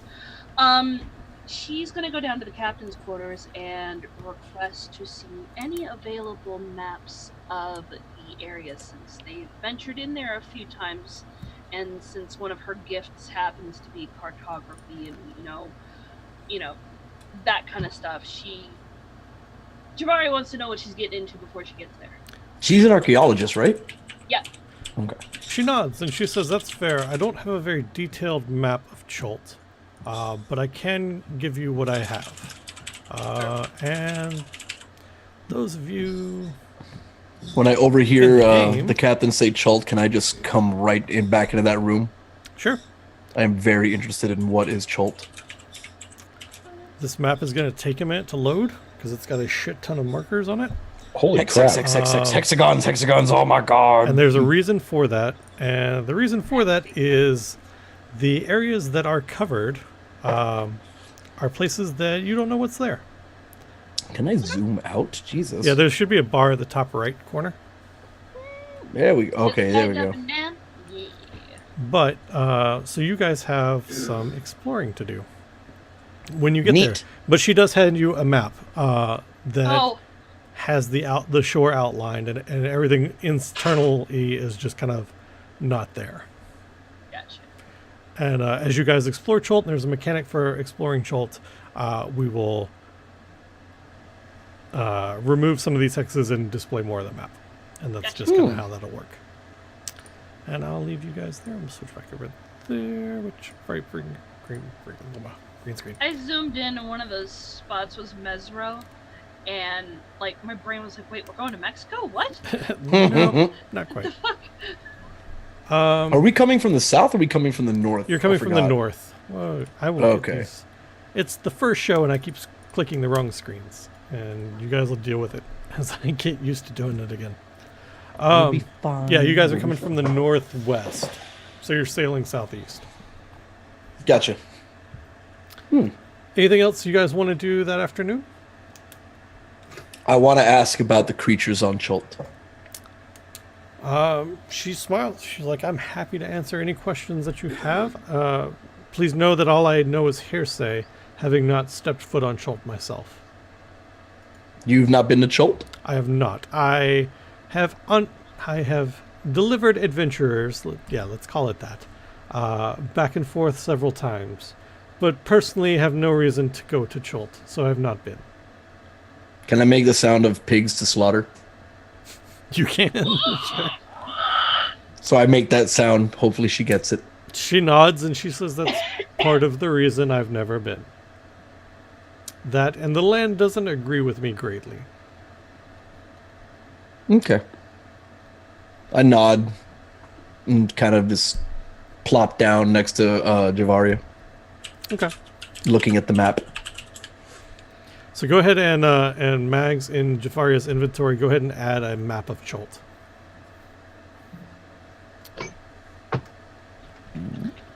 And then, assuming nobody else really wants to do anything, we can wrap up that day. Okay. Yep. All right, well, we will do Cut. day 2 on the ship.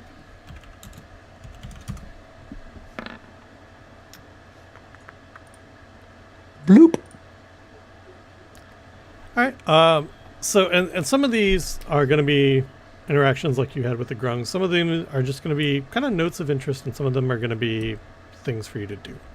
But about late afternoon on the second day, the third day, who is likely on deck, on the top deck?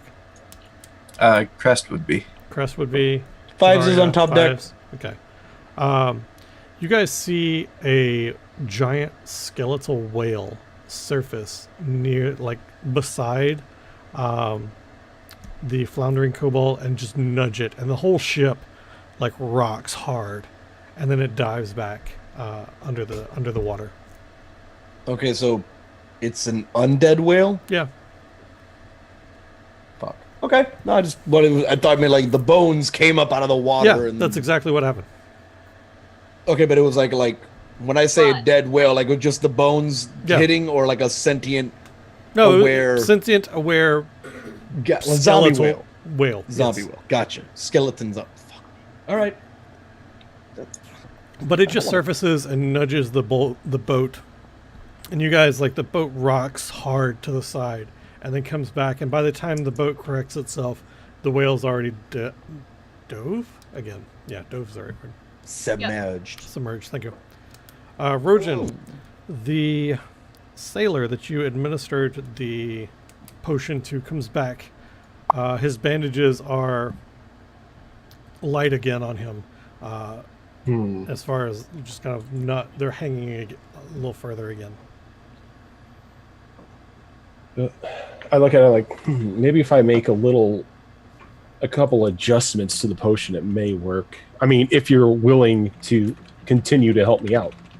He nods. He says, you can't kill me any faster, I hope. Well, killing you is not my intent. Roll to 1. Go ahead and roll your right. alchemy check for me. There we go. He That's better. slings it back, and he kind of sloshes it around his mouth and drinks it down. And he says, well, wasn't quite as bitter as yesterday's. Still pretty bitter. I'll let you know how I feel in the morning. And So as Lexus smiles and thanks him and notes down the ingredients that he used for the concoction. okay. All right. Did anybody else see the whale, or just I imagine The three of you saw it, I was and probably then not crew present. members and probably the captain as well. is anybody reacting to it? Well, I don't know. Let's ask Crest and Javaria first. Considering the ship rocked and sung, I probably almost got tossed out of the ship. So I'm holding on to the fucking crow's nest, like, nope, don't want to go in the water, nope. See, and you know, Crest being a water elemental and all, he didn't really care that much about being knocked overboard. So he was focused completely on observing the whale, and then once the ship righted itself, he quickly sketched what he saw and then wrote down some notes about it. Okay. Did any of the crew react? Did Some the of the captain? crew kind of freaked out a little bit. The captain kept her cool through the whole thing. The crew were like kind of wide-eyed and looked towards the captain, and seeing that she was calm, took a minute to like gather themselves and then went back to doing what they were doing. Okay. I guess my reaction would be I run over to Crest, snatch his pad where he drew the picture of the whale, and run down to Rojan. You do not touch my books under any circumstances. Just to show Lexus. No touchy. But show Lexus. Tell me to show Lexus and I will accompany you. Crest, show Lexus. Okay. I'm like hopping around beside him because he's going way too damn slow for me. All I can think of is like when the videos of the crows that are hopping down the street, like just hopping around in a circle around Crest. Yeah, look, let me tell you something about crows, man. Birds got wings. They should be flying around. I do not abide by birds that hop around on the floor. It's adorable, but you get the whole fucking sky. Get out of the way. Sorry. So Crest will just, casually make his way over to Lexus and show him the sketch that he did and the notes and stuff. So Lexus has a good idea of what just rocked the ship. Did Lexus even register the ship rocking? Probably not. Okay. He was probably so caught up in his study and his experimentation that he didn't even notice the ship rock. But he's taken back a bit when he notices that the drawing is of a skeletal whale. He goes, "This is what you say rocked the ship?" Oh, absolutely. It was fascinating. And it hasn't come back? I haven't seen it again, but I'll let you know if I do. Has the captain been notified? Oh yeah, she didn't seem to care.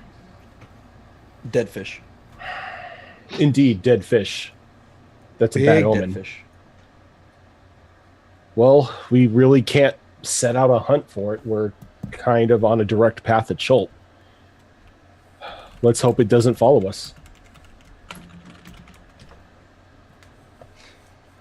Don't rock the boat, baby. Don't dip the boat. I'm sorry.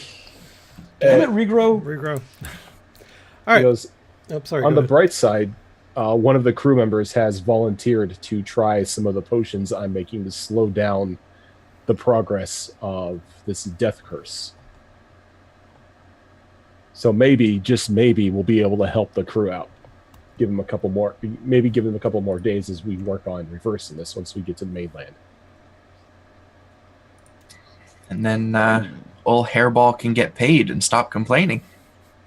How is she doing right now? Is she still up in the? Is she still up in the crow's nest? I don't really want to approach a soggy cat myself.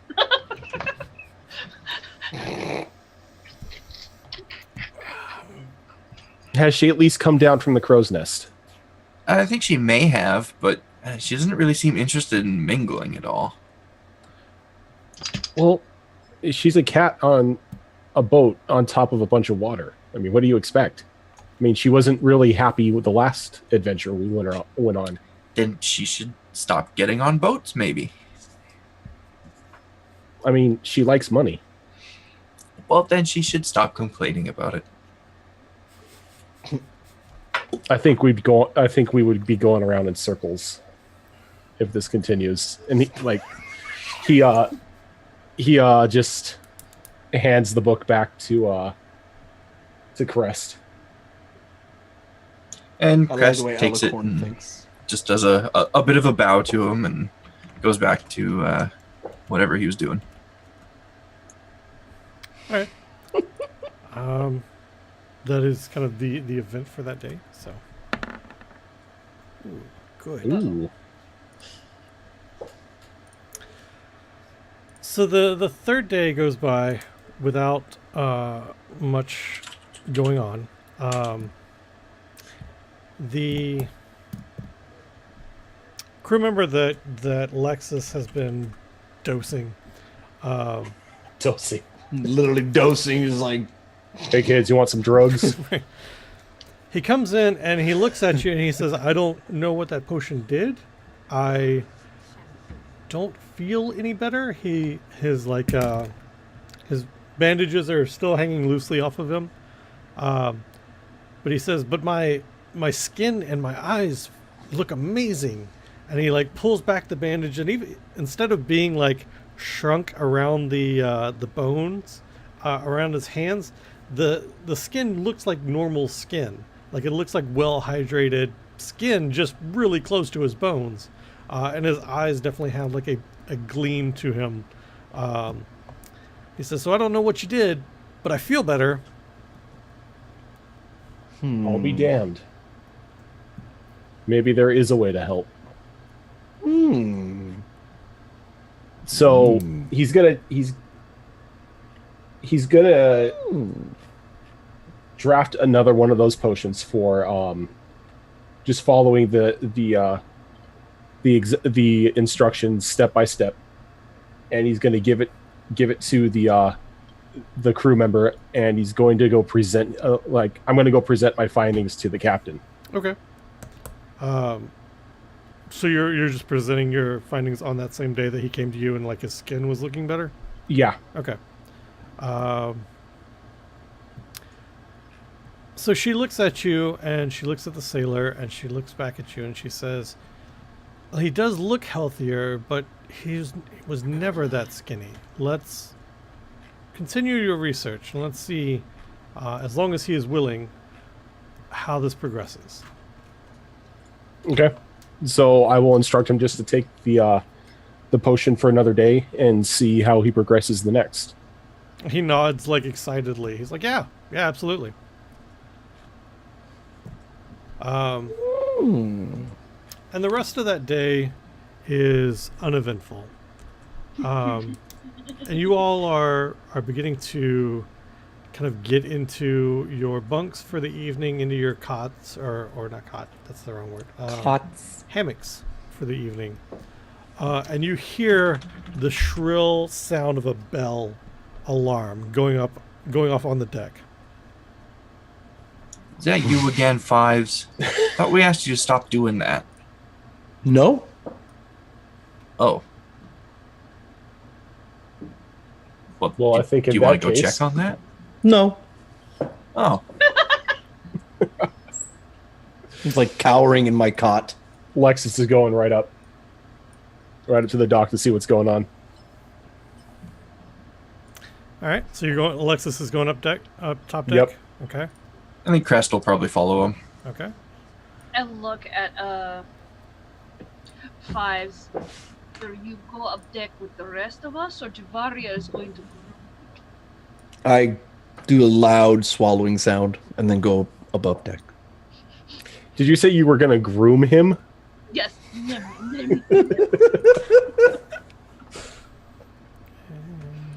As I get things set up, bear with me. Oh, no. Do your thing. Take your time. No, Very good. if it got to that point, I was literally going to say, you know what? Javaria is going to start getting like really bored and start pouncing people that pass underneath the crow's nest. And every time she drops down, rawr, cat attack! Cats are such dicks sometimes, man. Like, for no reason. Like, pet me. I'm gonna bite the shit out of you now. Sometimes. Love me, yes, rub my belly. Ah! All right, so that should work. Can you guys see the screen? You see yourselves on a ship? Yep. Yep. There's a bunch of black stuff on it, but sure. Bunch of black stuff. Those are shadows. Okay. Go down. The fog of war. This really, you know what? Yeah, we can leave dynamic shadows on. That's fine. I guess I need to give you guys a light though, don't I? I mean, I was going to say it is night, so. Yeah, that's why I was going to leave it on. I feel like I need to give you a light though, so let me, because I'm sure that the ship had lanterns and stuff out, right? Yeah, they always got lanterns, old-timey ships. All right. And usually 2 in the fore, 2 in the aft, 1 in the crow's nest. You know what? I'm not going to make the comment I almost made. We're just going to leave that comment alone. I think I just did. It's fine. I said Okay, fog of aft. war. Aft. Friggin' civilization. Okay. Jesus. All right. I think we should be good. Everybody watching at home can ignore the stuff on the left side of the screen. Actually, I'm just going to zoom in. Pay no attention to the man behind the iron curtain. So, you guys run up the stairs to the deck. And you see... Actually, before I get to that point, what did I have? Okay. You see a ship that is pulled up alongside of yours. Black tattered sails, the wood rotten and falling off into the sea. As it pulls up alongside you, 5 skeletons jump across the gap between the ships and board your ship with their rapiers drawn. Crap. So, now we get to do combat and introduce Spooner to combat. Yay! So And all you hear from Javaria is, yes, finally! Get ready for all them ones, everybody. So the first thing I need from everybody is initiative. So what you need to do is click your token and then click initiative so that it actually will put it into the initiative table for me. I rolled a 19 for it, and it What didn't the fuck is register. initiative? Should be on your, I believe it's under your stats. It's right at the top between. Oh, there it is. Between. I'll take that. Yeah, okay. I'll take that. Wow.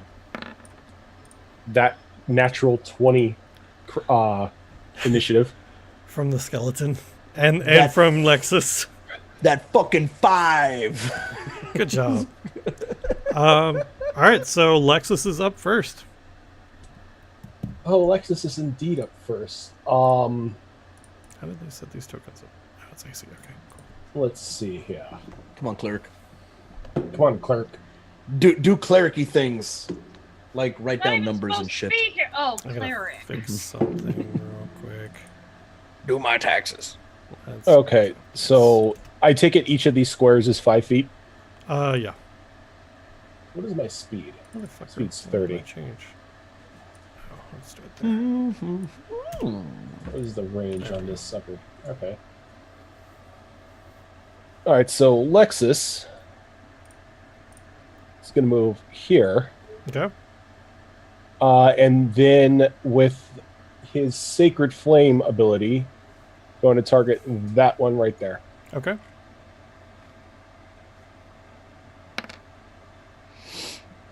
Good dex save. I suppose I need to open up the skeleton character sheet, huh? Let's see. So this is the first time that I'm actually doing this with a pre-built thing from the Roll20? Roll20, yeah. So this is, bear with me as I get used to doing this. Dope. Because generally I just do stuff that I've done. But let's see, I needed a dex save, so... And he's at 11, so it misses, so it does hit him, and he takes the 4 damage. He's gonna take 4 radiant damage. All right, let me make sure that only... Okay, cool, that only affected that token. Good deal. All right, so it is the skeleton's turn now, who has a movement of 30 feet. Okay.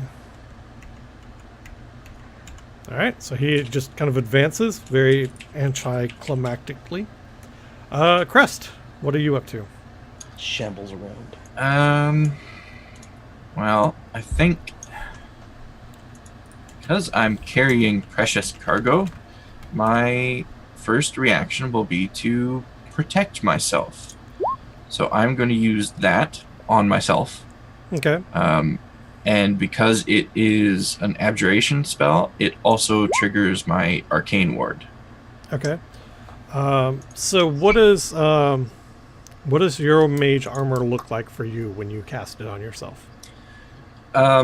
It's so what Crest is usually wearing is kind of like a turquoise hooded cloak, though he rarely has the hood up.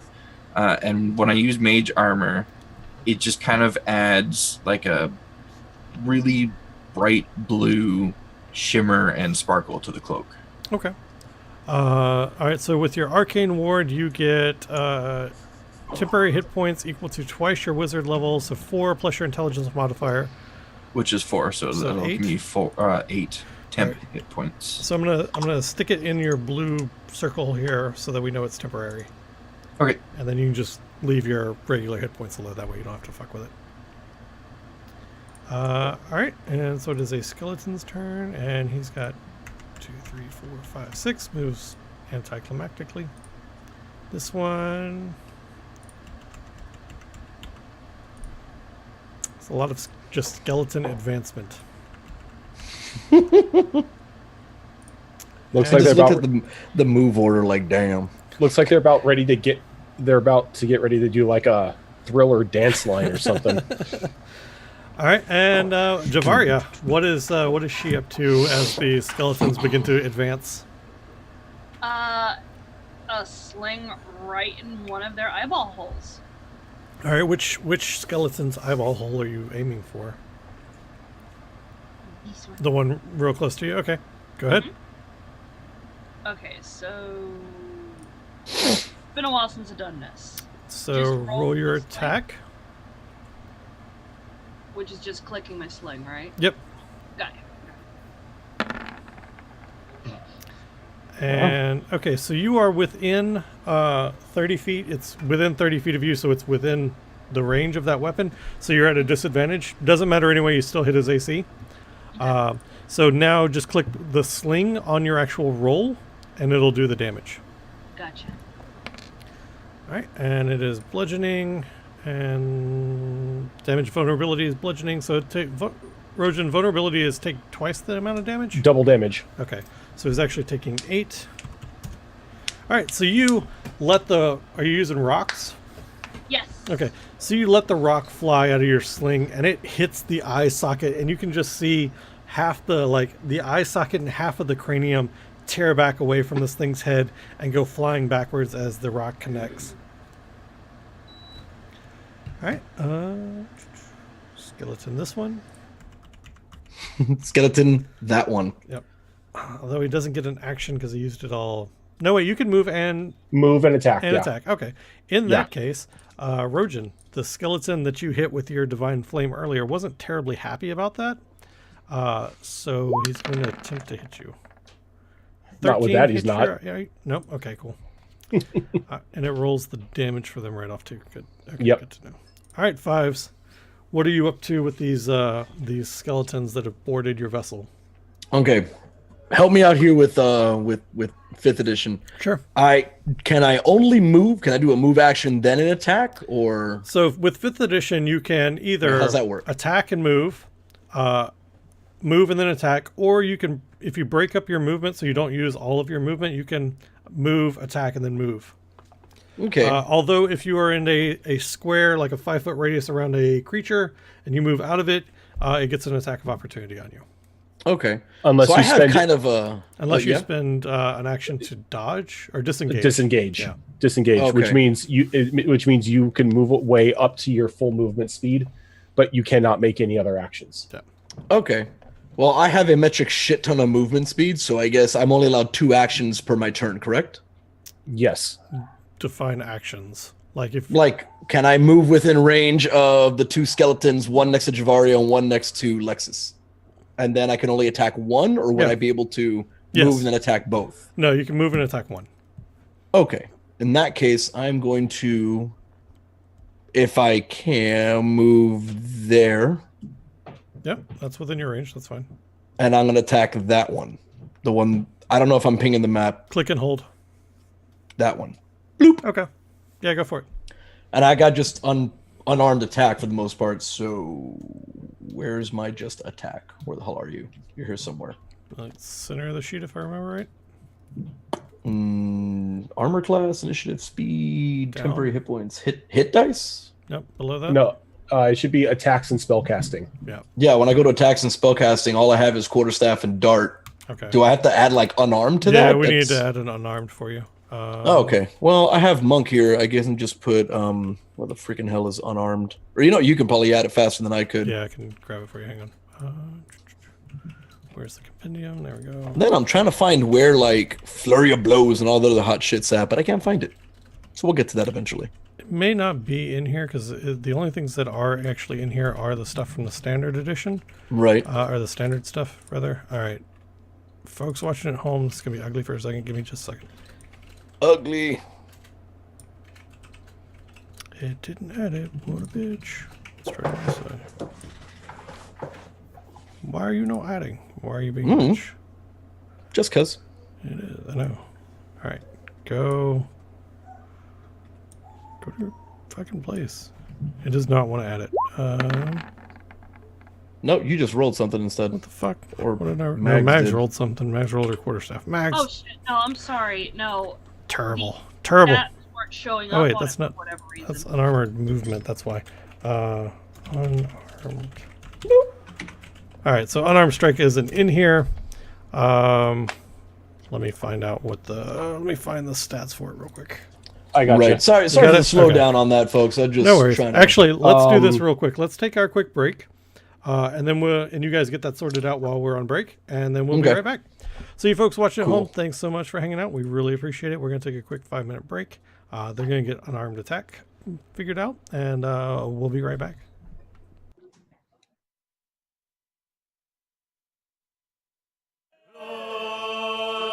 Lands away.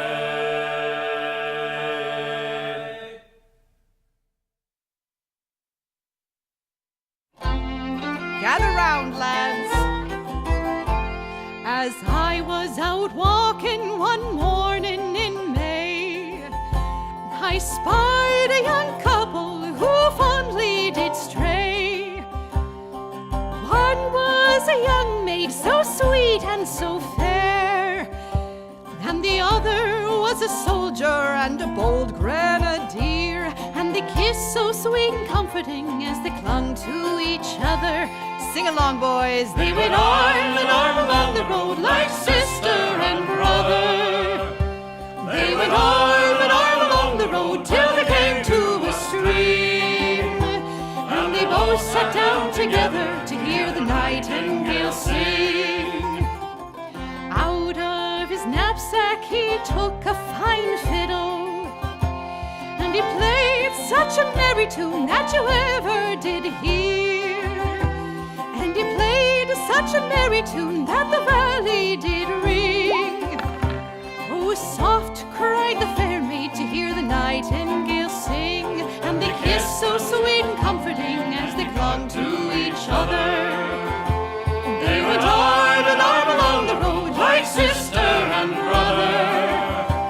They went arm in arm along the road till they came to a stream, and they both sat down together to hear the nightingale sing.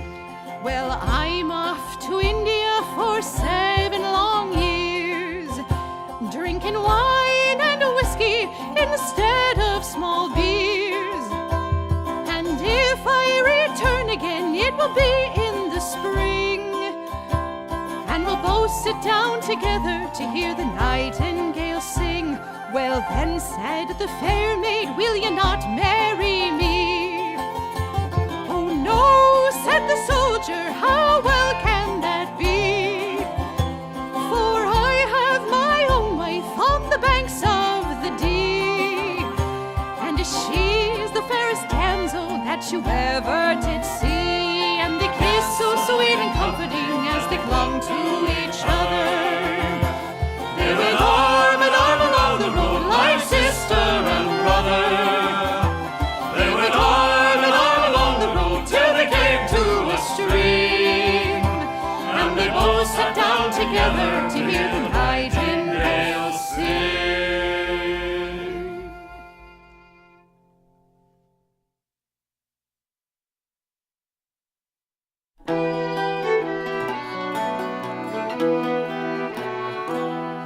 Farewell and adieu to you Spanish ladies. Farewell and adieu to you ladies of Spain. For we've received orders for to sail for old England, and we may never see you fair ladies again. We'll rant and we'll roar like true British sailors. We'll rant and we'll roar all on the salt seas until we strike soundings in the channel of old England.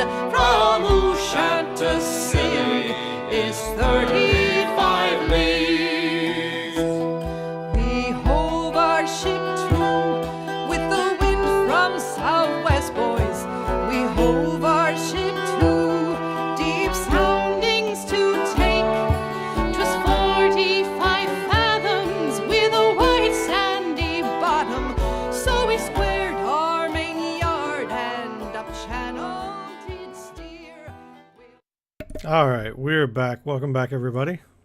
So you would take one or the other. Okay, so I take either one bonus action attack, or I can do. All right, cool. Yeah. Cool. Got 'em And sorted? then mags for your Yep. quarterstaff. It goes off Kinda. the strength. Okay, range. The, It's- whatever range was is 5 put in, feet. Nothing went in. Yeah, range is 5 feet. Okay. What the fuck is that? Whoop! I didn't mean to do that. I meant to edit it. No worries. Damn What it. happened with that roll above that? I don't know. We have no idea. The system is kind of funky for the most part.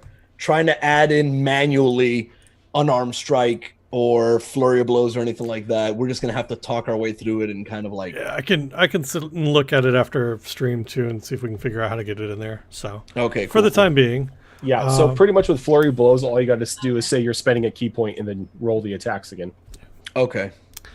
so we you have your unarmed strike in there. It looks like. Wow. Yeah, I think I got it in there. 19. Okay. Yeah. So now Fair if it hits you to roll the damage, you just click unarmed strike in the chat box. Yep. Got it. And Okay. we'll take that 25 as your roll. I'm good with that. So go ahead, and that hits. So go ahead and roll your damage.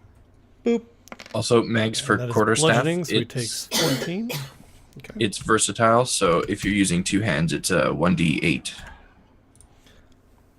Yep. So Fives strides forward and puts his Okay. open fist into this rib cage of the skeleton, and it just kind of blows apart around the impact, sending bone fragments back across the deck of the ship. Now I do get a bonus. Can I attack that other skeleton? What do you have for bonus actions that you're using? It just says that whenever you make an unarmed attack, right? When using the attack action with an unarmed strike or monk weapon, it's fucking my hands. Yep. On your turn, you can make one unarmed strike as a bonus action. Yeah, it's within range. Go ahead and make another unarmed attack. Hawkeye. I'm gonna punch the shit out of everything. Angry Bird. That'll Well, travelers, you are joined on your adventure today by a giant named hit. Kanye. That'll kill everything. Yay! I shit on everything. Optimon80, thank you for the follow. Welcome to the game. So Fives strides forward between these two things, and he does the kung fu punch in both directions, and these things just explode. Like this. Yeah, as his fists impact the ribcage, just sending bone shards flying across the deck of the ship. All right, and that'll take us back around to Lexus. All right. So if I'm going by the map correctly, I'm in range of this one already, right? I believe so. Let's see. Yeah, 15 feet. Oh, These okay. squares are not right. Sorry. I know. These squares are... They're- That's weird. They're 10 feet squares. That's what it is. Oh, 10-foot squares. Yeah, Okay. that's why they're funky. Okay. Well, then I'll go there. Okay. And then I'm going to try to strike it with my mace. Go for it. Front hand, back hand. Yeah. Or, I'm sorry, my warhammer. Warhammer. That'll hit. Go ahead and roll me damage. Nice. It's my favorite weapon ever. It's going to be the D8. The D8. Yeah, because it's one-handed. Okay. So the 7 and it's bludgeoning, so that's 14. And so the warhammer comes like flying through the air in an arc and just connects with the skull, and the rest of the bones just collapse as the skull gets shattered and bits of it just go bouncing back into the sea. All right, and maybe one of these skeletons will actually get to attack. Nah, it's okay. So that one's going to move forward and see Lexus and is where did I put the sheet? There it is. And take a swing at Lexus. Probably not hitting, knowing Lexus is AC, but we'll see. Nope. Damn. Nope. Complete whiff. It just bounces off of his chest plate. The skeleton looks down at the short sword and back at the chest plate in confusion, like that didn't do shit. Yeah, Lexus just looks down and looks back up at the skeleton and just grins. All right, and what is Crest doing? He's going to move one step up and aiming at the southernmost skeleton. That'll hit. Oh! Damn, son. Where'd you find that? And that's piercing, so that's not double damage, so that's 5. All right. So this one now has a bolt sticking out of its ribs, where it's just like the head got lodged between two ribs, and it takes the bolt out. Well, no, I guess it doesn't because this is a bow. Never mind. It knocks an arrow into its bow and lets fire at Crest. Rude. 13 hit you? Not with that mage armor. All right, nice. Javaria, what are you doing? Well, now that where I need to zoom in because MacBike and let's see sheet. Where am I? Okay, that's not a skeleton. That's a 5s. Wait a minute. Zoom in closer, please. Get your specs on. Enhance. Get your specs on. Enhance. Enhance. Okay. Enhance. I guess we're gonna sling Enhance. that one. Okay.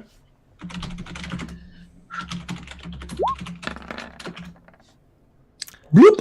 So your rock from your sling flies through the air and just bounces off the collarbone of the skeleton as it just looks down in dismay that you kind of chipped its collarbone a little bit.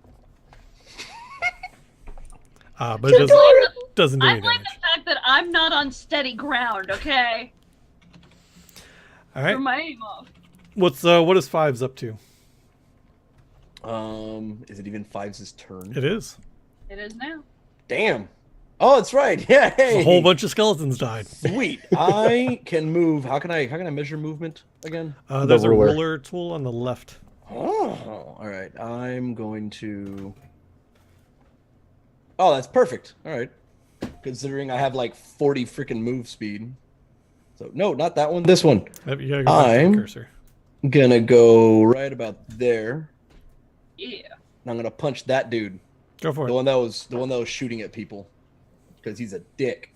He's a Dioc. I'm just gonna pow. That'll hit. Go ahead and roll your damage. I'm gonna go pow. And 5, so 10. So that one also explodes into bone fragment across the deck of the ship. 3 for 3, feeling good. That means Impy's gonna kill me next Sunday.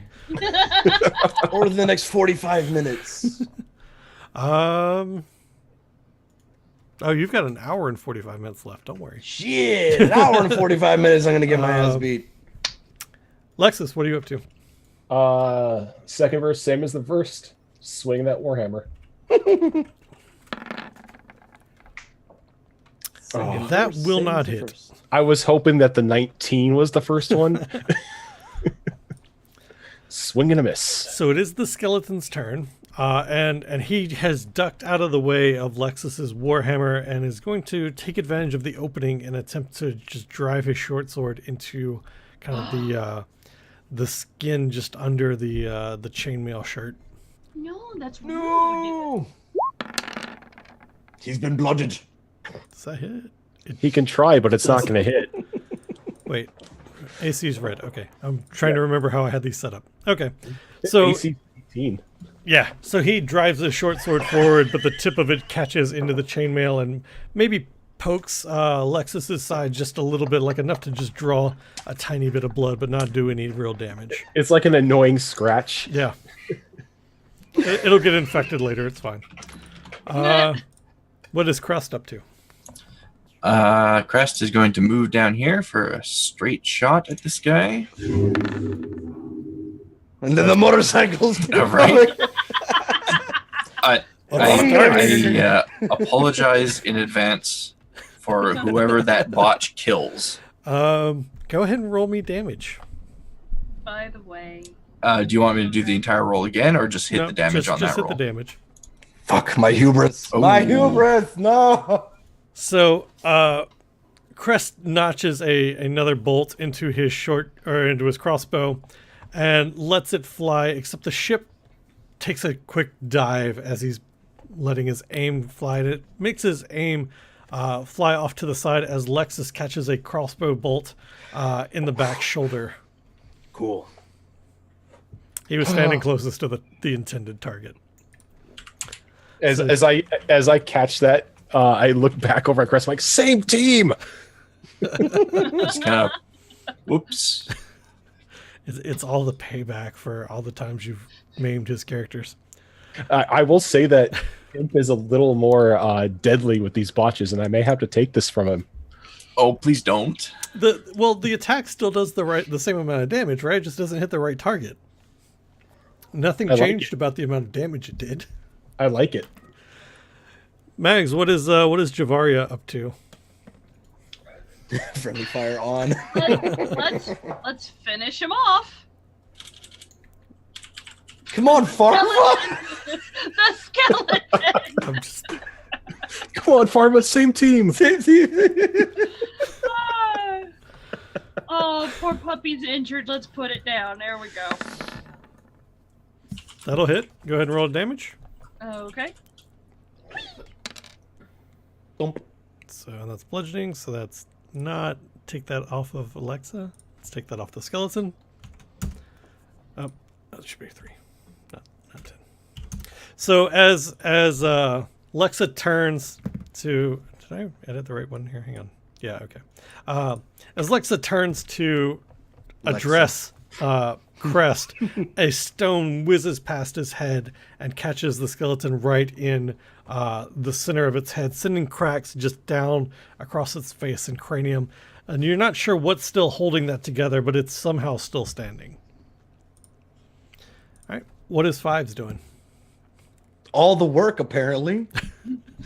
Wow. I'm kidding. By the way, Alicorn put something in Discord that's fucking hilarious.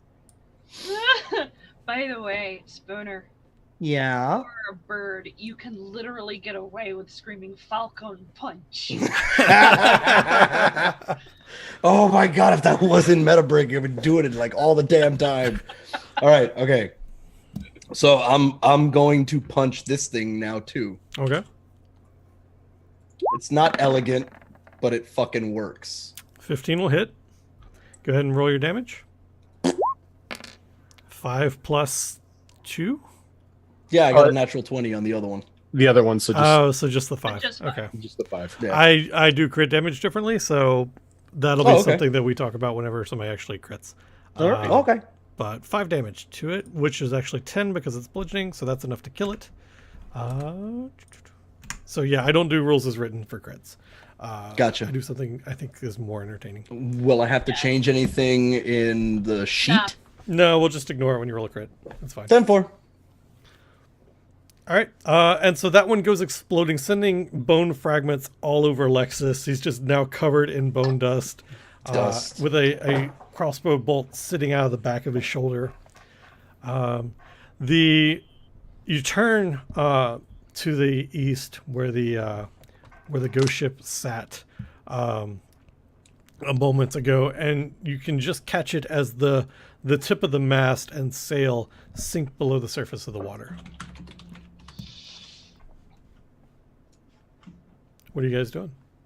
I'm gonna start dusting Lexus off and collecting the bone dust. Okay. I'm gonna start sketching the ghost ship and seeing if the captain knows the rough coordinates of where we are, so I can record that in my tomes as well. Okay.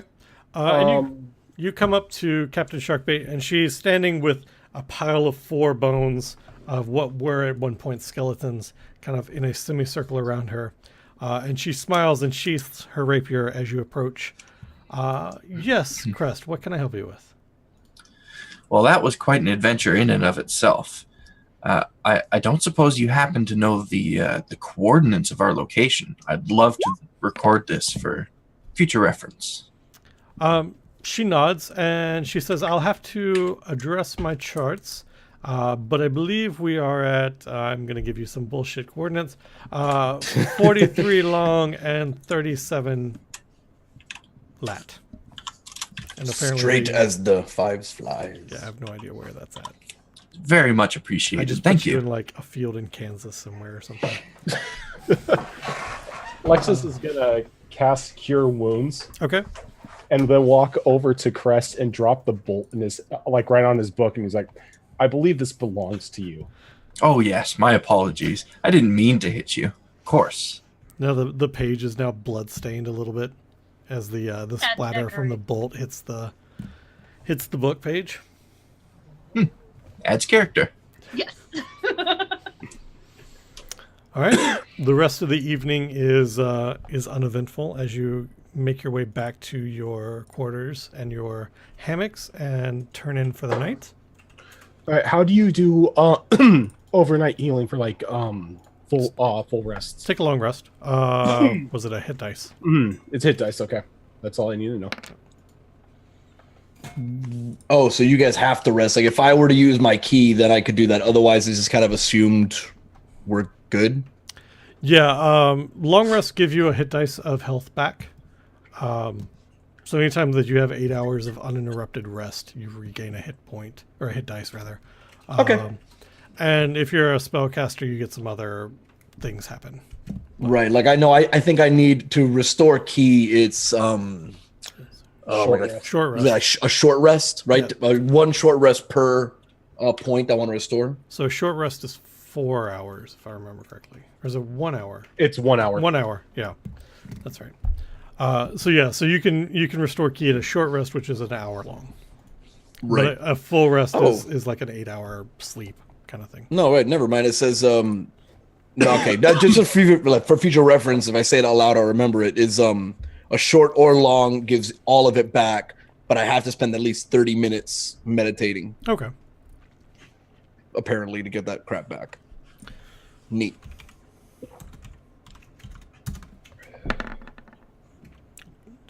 We're gonna switch you guys back over here. I'm gonna apologize. You guys are gonna probably see maps because I can't move you directly to where I want you to go. So I'm going to try to avoid spoilers as much as I can, but you're going to end up seeing some other maps because I can't move you because the scroll bar is too long. No, I have it minimized. No worries. All right. You let me know when it's okay. Oh, you're good now. I moved you over to the landing page. All right. So what is a...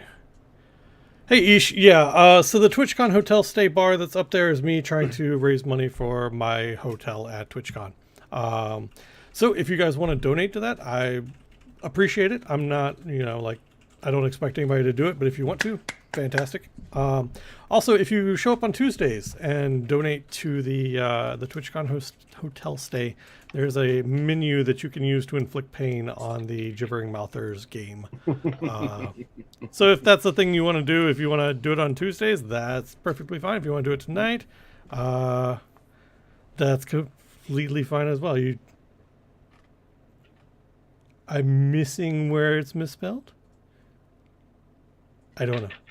Yep, I see it. TWTICH. Oh, my fingers. I will. I'll fix that later. Yeah. All right. So I rolled. Nope, we already did that one. It would be kind of pointless to have the grung show up a second time. So we've already done that one. So we're gonna move on. We come across another Grung Island. Berries. They're all over the place. If we smash them, are they crunch berries? Warhammer gets a crit. Yes, crunch berries. Do it. What was I gonna say? So the rest of that evening is uneventful, and the next morning you guys are up and getting your breakfast, getting your morning meal, whatever you want to call that, and you hear the bell alarm begin to ring again, but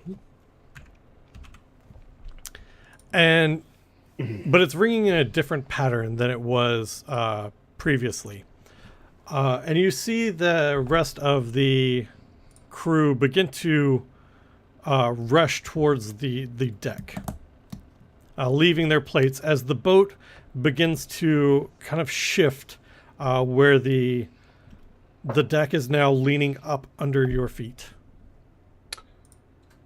Okay, everyone up topside? I just start repeating the bell noise over and over and run up above deck. Okay. And you see the ship as it's beginning to careen sideways and tilt as the front of the ship is kind of sailing into this whirlpool in front of you. And I need dexterity saves from everybody. Oh, crap. Dexterity saves. Boo! Yay! Mags, are you proficient in dexterity? Yes. Rojan, are you proficient in dexterity? I'm the guy in heavy armor. What makes you think I'm proficient in dexterity? I figured I would ask. So you see the crew tying themselves to the mast or to banisters, attempting not to go over the side of the ship as the ship is arcing its way through this whirlpool, skirting just kind of the edge of it, but into it enough that you're getting to the point where the mast is almost horizontal. Everyone other than Lexus has been able to make their way to some sort of fixture and tie themselves against it. Lexus, however, is not. He is clinging to the mast as this thing is beginning to tilt sideways. Give me a strength check to see if you can hang on to the mast. Okay, so can I do something? Sure. For this? Save me, Jeebus. Pretty much, if it would roll it. If I can, I want to call out to Lathander in order to cast guidance on myself, which I can use a D4 and add it to the number rolled onto the ability check of my choice. Yeah. What does your prayer to Lathander sound like?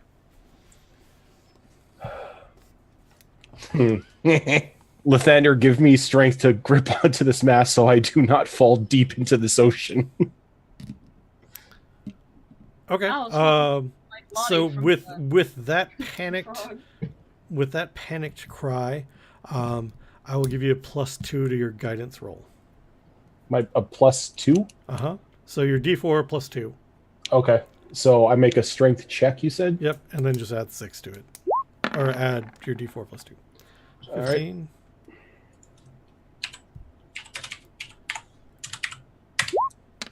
Bloop.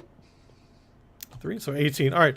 So as this thing begins to lay out horizontal as the ship is pushing through the whirlpool, you wrap your hands around the mast and legs, just clinging onto it, driving the metal of your boots into the mast as far as you can to kind of hang on, and you ride through this whirlpool, and the ship rights itself slowly as it comes out of the other side of it, and you find yourself soaking and just drenched, clinging onto the mast for dear life. But you didn't fall. But I didn't fall. But you didn't fall. Ah. The crew, you see them begin to untie their ropes as they begin to go back about their normal routines. I love how they're so like cavalier what was about that? this shit. Who are you asking that to? I'm just calling that out as I'm climbing down the mast. What was that? The captain cries back, "It was a whirlpool. It was a small one. Nothing to be worried about." I yell back at her in her own voice, nothing to be worried about. Angrily. Oh, this is normal? It happens occasionally, especially the waters as we get closer to Chult will become more turbulent. Something in the sea around here. I see. Wait, you No, said the sea, not your sea. we went through it, like through one side and out the other, or We skirted the edge. okay? No, from like how you explained it, I thought we went through it and came out the other Well, side. you came into it and then like just Oh, we're skirted doing the this. edge around it. Yeah. And I went back. Okay, You ripped the curl, get pitted. we drifted. Let's do it. So about that time, the sailor that you've been giving your potions to hunts you down, and he looks at you and he says, I don't know that potion is helping. I felt much better yesterday, but today and he passes out. Ah, crap. Today I thump. Yep. Okay, all right. I instantly forget about the whirlpool and I just begin to start doing any doctor things I can to see what his Doctor condition- things. Okay. Go ahead and give me a medicine check. Angry moth noises. I'm proficient in that. Doesn't help a whole lot. Damn. You look at him and you're like, yeah, he's passed out. That's our healer, folks. I might have some smelling salts somewhere. And that's really that's the conclusion you come to is he needs smelling salts. He's fine. No, sir, I am a horse. So you take him back to your triage room, lay him down on the cot, and wave some smelling salts under his nose, and his eyes pop up, and he's like, "I'm not sure I want any more of your potions, Doc. No offense." No, like if this is the effect it's having on you, you shouldn't be taking it. What did you feel this morning before you passed out? I've been woozy all day. Have you changed anything in your diet or anything in your routine? He shakes his head. Same grub, same grog. Maybe it's the grog. Have you changed your diet? That's always such a bullshit doctor statement. Hey, with magic potions, you never know. It's magic. I ain't got to explain shit. All right, so he says he's woozy right now. Yeah. Blame the whirlpool. Was he? I asked him if he was in combat with the undead last night. he shakes his head. He says, "No, I was down here. It was my night on galley duty." Hmm. And like, aside from feeling woozy, you're not feeling like anything else. He shakes his head. He's like, just not feeling well, Doc. All right, I tell him to get some sleep in the room, and I'll keep an eye on him throughout the day. He says, "That sounds like a good plan," and he just like kind of passes back out. Let's see, and the rest of that night's uneventful. I think Fox, my name is not Cassius. Hey, Cassius doesn't try to help people. What are you talking about? Doop. How dare you sully Cassius's name? So the next morning, you guys wake up, and the ship feels odd. You've been sailing now for half a 10 day, and you've gotten used to the way that the ship rocks and the way that it feels as it's kind of moving through the waters.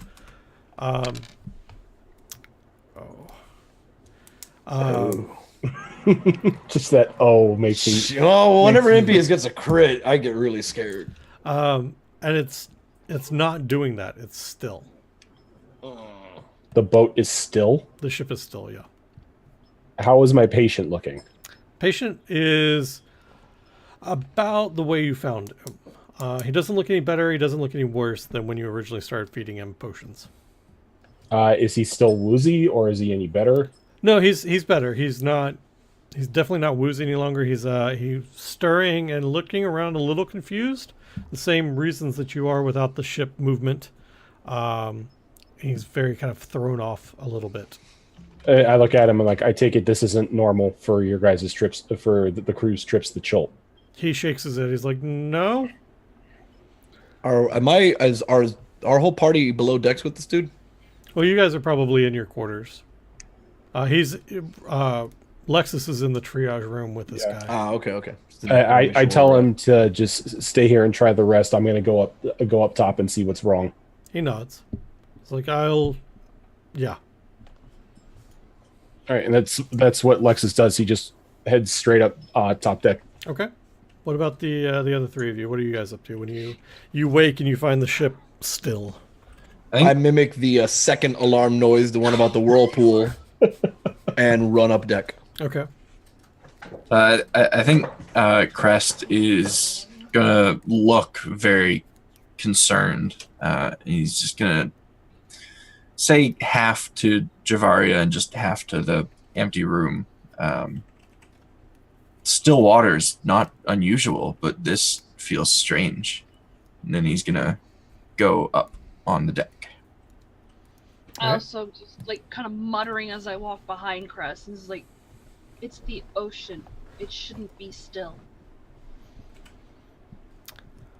So you guys all end up at top deck about the same time, and looking over the edge of the railing, the ocean looks completely calm and mirror-like. You can't see any break in the surface or any waves or any island in any direction around the ship. Does this ship have either a rope ladder hanging over the side, or even just boards nailed to the side that can be used as a ladder to get up and down? Yeah, it's got a rope ladder. Okay. I think I'd like to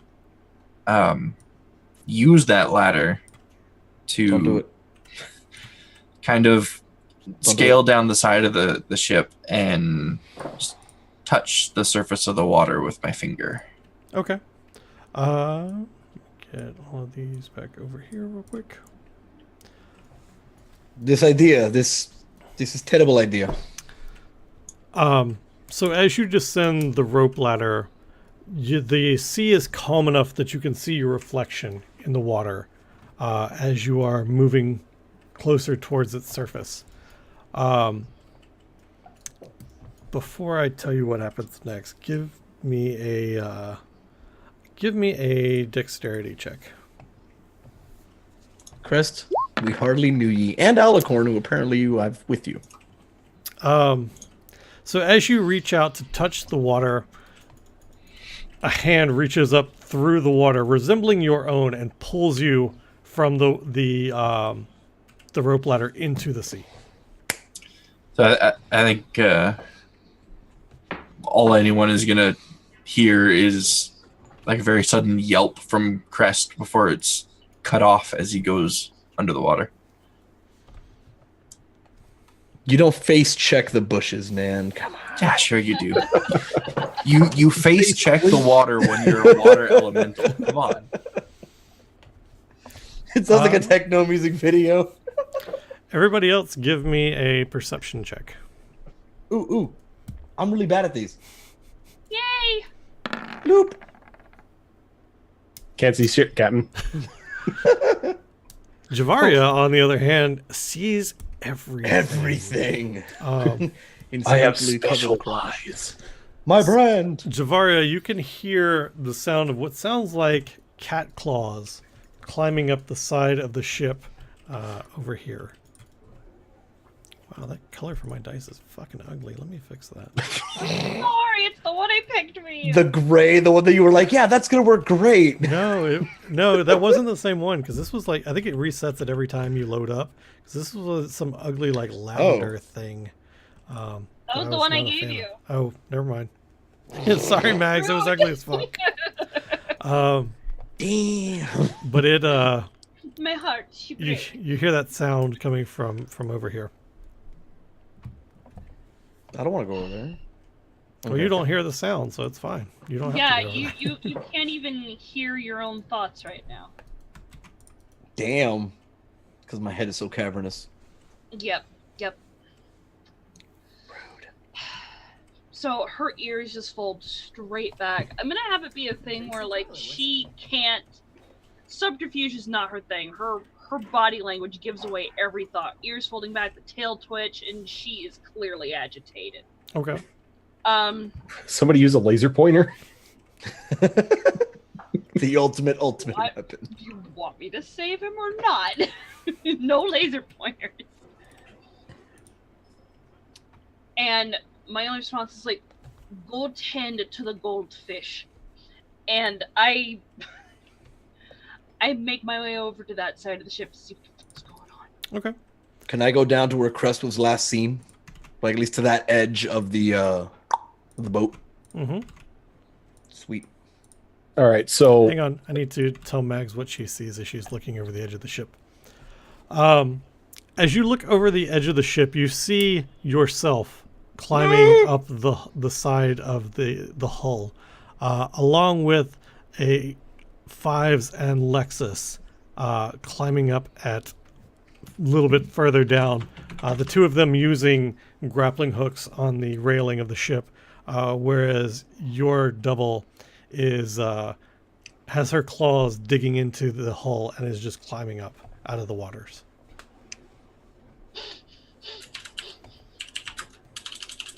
Sorry, my inner asshole is just wanting to do a thing. Do the thing! So I will deal with myself in a moment. Those two grappling hooks, just gonna casually pull out my dagger and try to cut the cable?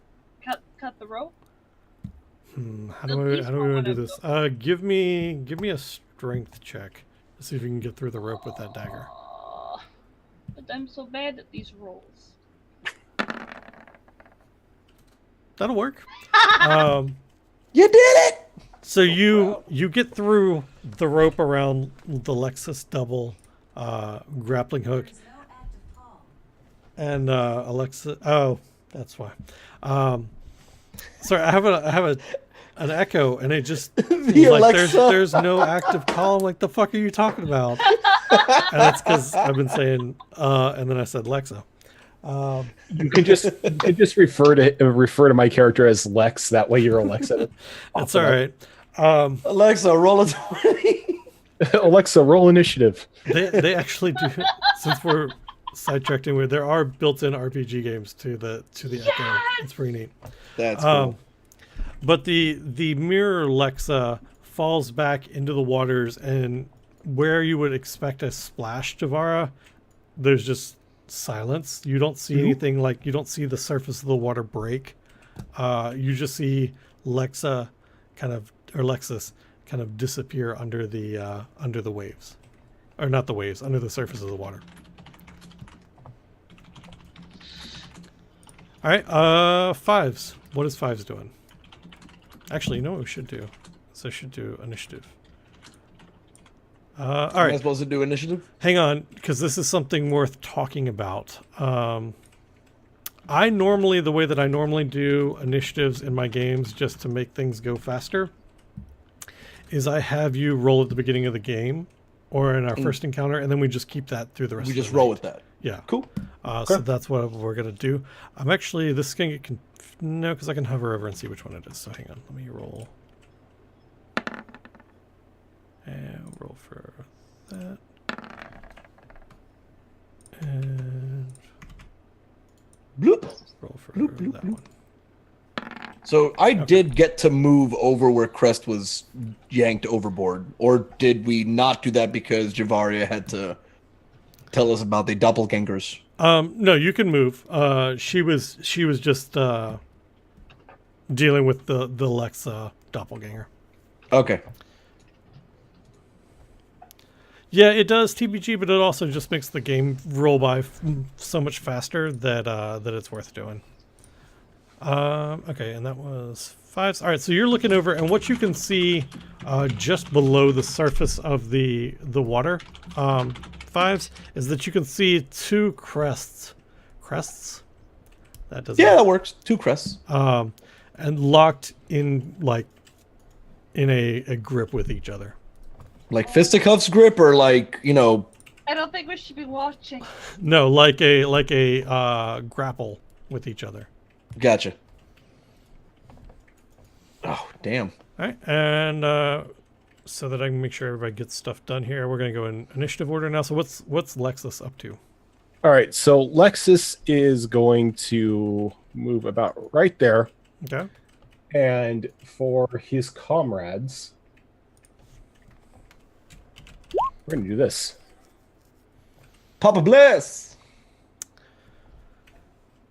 So okay, so you're just, and this is just the ones that you can see aboard the ship. Anything with like the ones within range. So I don't know Creatures if of choice within range. See, the reason that I'm asking is because if you start targeting things off the ship, does Lexus know which one is which? Like for Crest, for instance. Like, I think there might be even line of sight, no? I don't know if he knows that there are other ones down there. Let's see. What's the range? The range is 30 feet. The range is 30 feet. I see. I don't know how tall the ship is, so I don't know if I can even reach Crest. All right, so that's a good point. You probably couldn't reach Crest because the ship's at least going to be 30 feet tall. Okay, so in that case, I'm going to bless Fives myself and Javara. Javara. Okay, let me mark these somehow so I remember that they're blessed. We'll do that.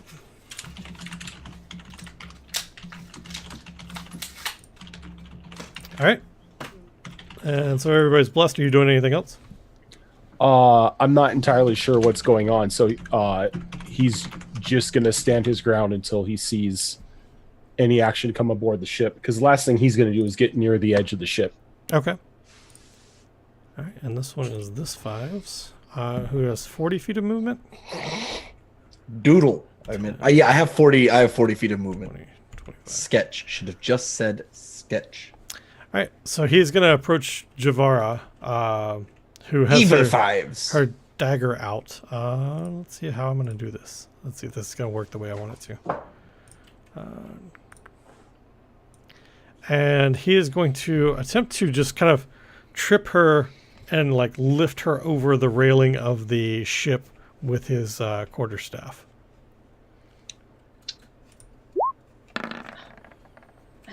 Shite. 15 hit your AC, Javara? I tell you that, you'll hit me. It does. Okay. So in lieu of doing damage, what I need from you is a dexterity save. to see if you either end up in the water or just hanging off the side of the ship. Yep, and with your bless, you get a D4. So roll a d4 to add to that. Bloop. Oh, and then D. Okay.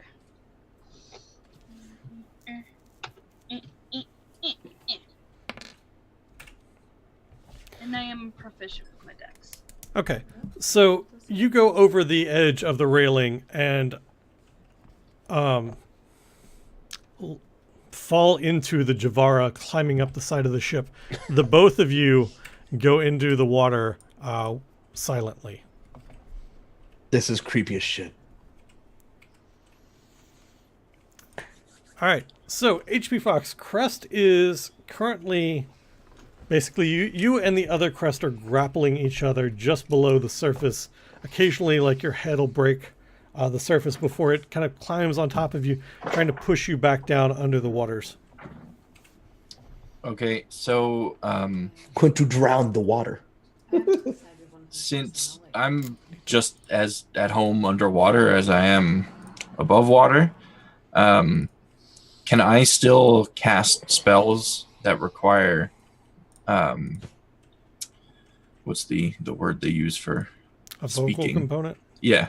Um, Since I mean I can breathe underwater, I can move just fine underwater. yeah, I if you can breathe underwater, I don't see any reason why you wouldn't be able to cast a spell underwater. It just comes out bubbly. It's fine. Yeah. Okay. In that Glub, case, Watch out for the I fugu fish. think I'm going to do this. Glub glub. Oh, it didn't roll the. Why didn't it roll the thing? Fugu fish. I blame the fugu fish. Did not roll my damage on that. Takes a 1d8 necrotic damage. Yeah, it was supposed to roll the 1d8 at the same time. Yeah. Yeah. Do you have the damage and everything set up? Yep. Do you have it typed out like, let's see. Minus this. Oh shit, it rolled it anyway. I'll do it this way. What the fuck? It is typed as 1d8 under the damage. Bracket. Okay. Do bracket, like open bracket, a 1d8, and then close bracket, close bracket. Okay, let's try that again. Nope, still nothing. What the fuck? Did you drag it in from Look at your the sheet. compendium? I did, yes. Chilton damage. That's super weird because yeah, that should be doing it unless the compendium just doesn't. Oh, you know what? Let's do it this way. Let me do it. Hang on. I'm fucking with your sheet. Give me a second. Let's do. Yeah. Okay. Try it now. See if that works. There we go. 1 damage. Hey. Oh, All right. So this worth. is gonna be scratch. DM rigged it to roll 1. Nope. You can hover over it and look at it yourself. Are you rolling it from your spell page or from attacks and spell casting?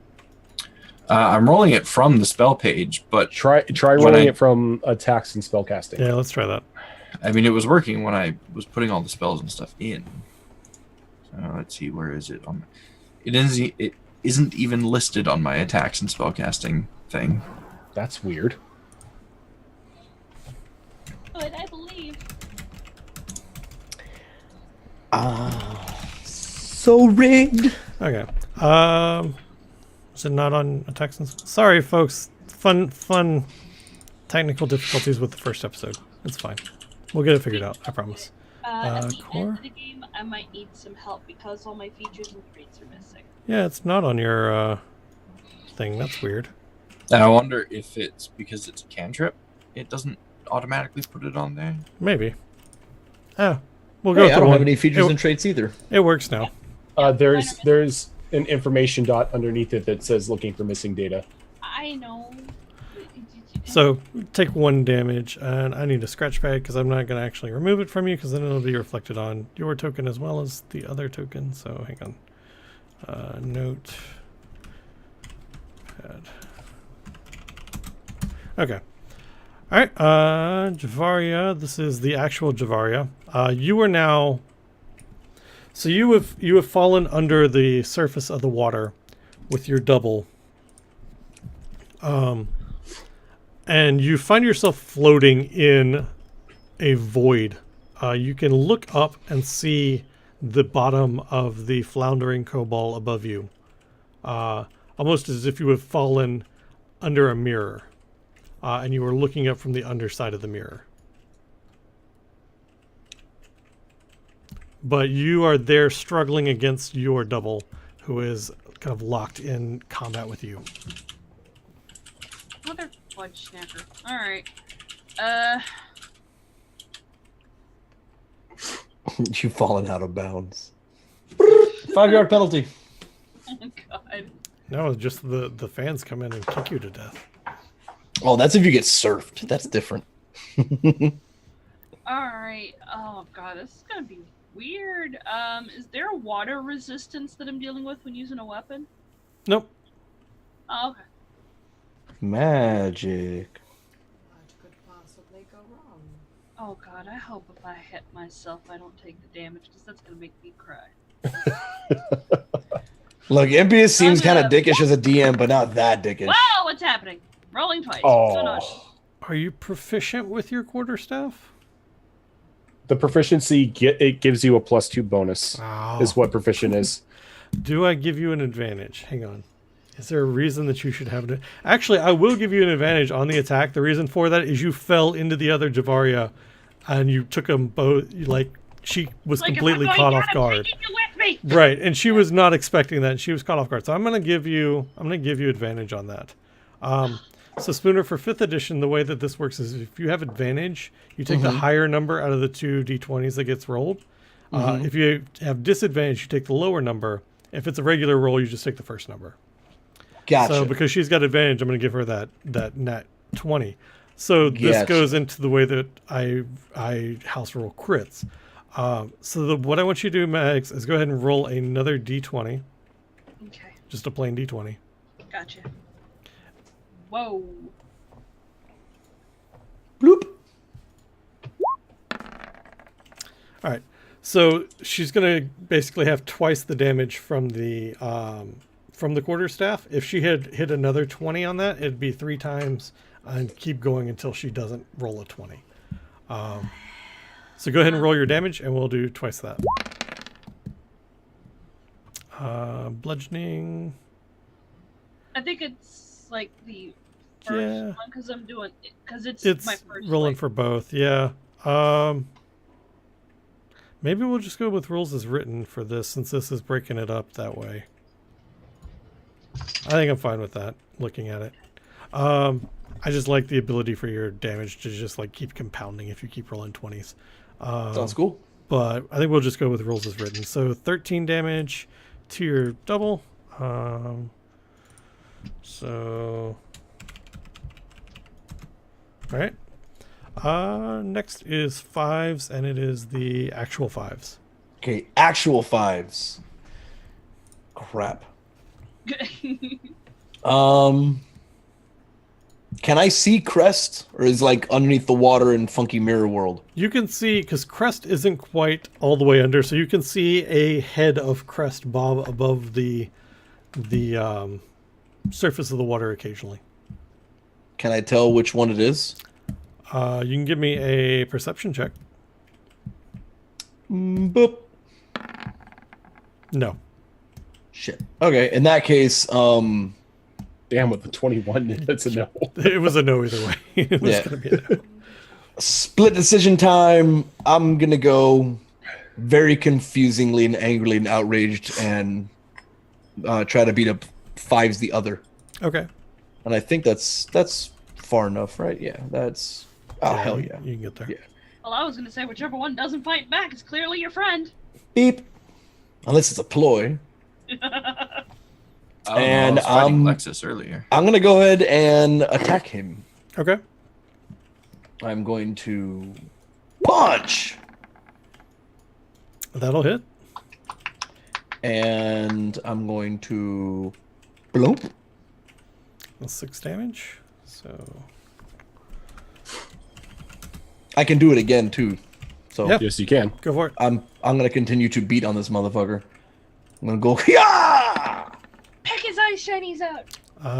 That will hit. I can add the Or no. D4 What? if I miss. I can That- still add the D4 No, that for my hits because bless. it's 14. Yeah, that hits. 10 for there we go. Plah! 8. So, is it 14 damage?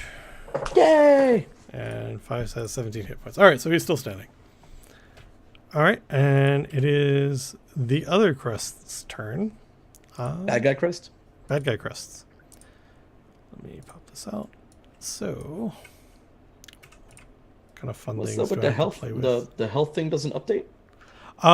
Because if I update that one, it'll update yours. So I'm just keeping it up on Oh. a scratch pad off to the side. Yeah, good. Don't do that. They all have goatees and the most wicked evilest mustaches. timeline. The evilest timeline. It's the Bizarro. That's right. So You mean they all have like unibrows and shit? That sounds great. sleep, if I remember right, is hit dice. You are a wizard, so you have 8 hit dice. Your second level, so you have 16. So Crest goes to sleep. Crest the actual goes to sleep. Why didn't it do a description for the spell? That's weird. There's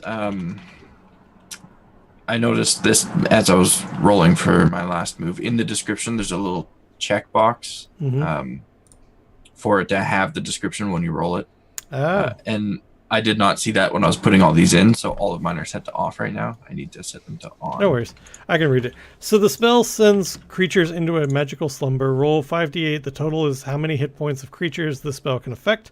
Creatures within 20 feet of a point you choose within range are affected in an ascending order of their current hit points. So the only person I'm really targeting with this is Crest. Crest has 19 hit points, so he goes to sleep. So I'm going to mark this.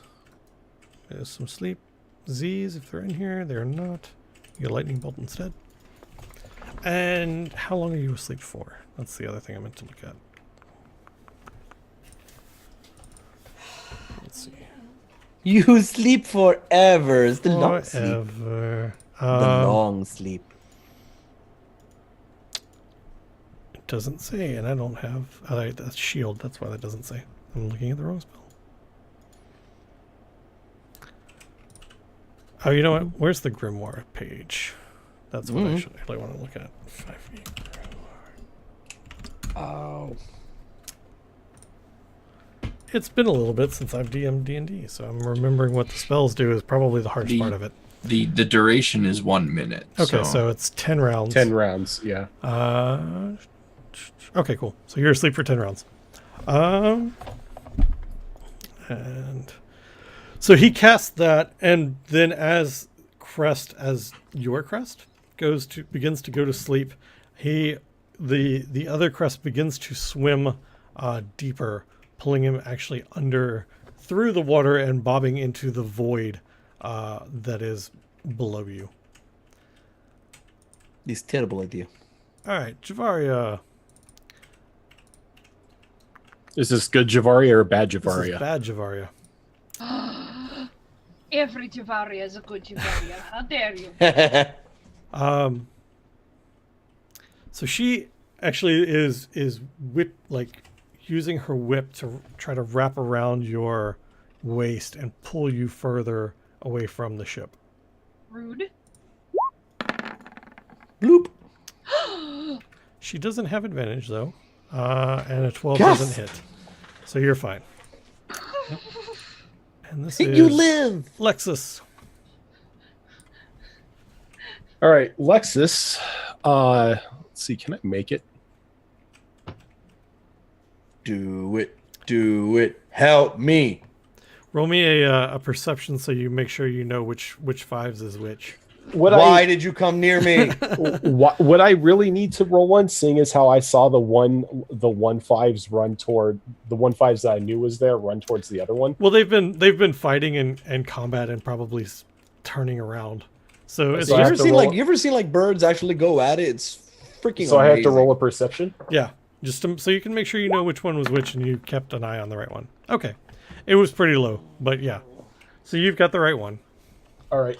Let's smack him with a warhammer. That'll hit. This is like overkill and a half, dude. A whole Well, 2 travelers, damage. you are joined on your adventure today by a giant named Kanye.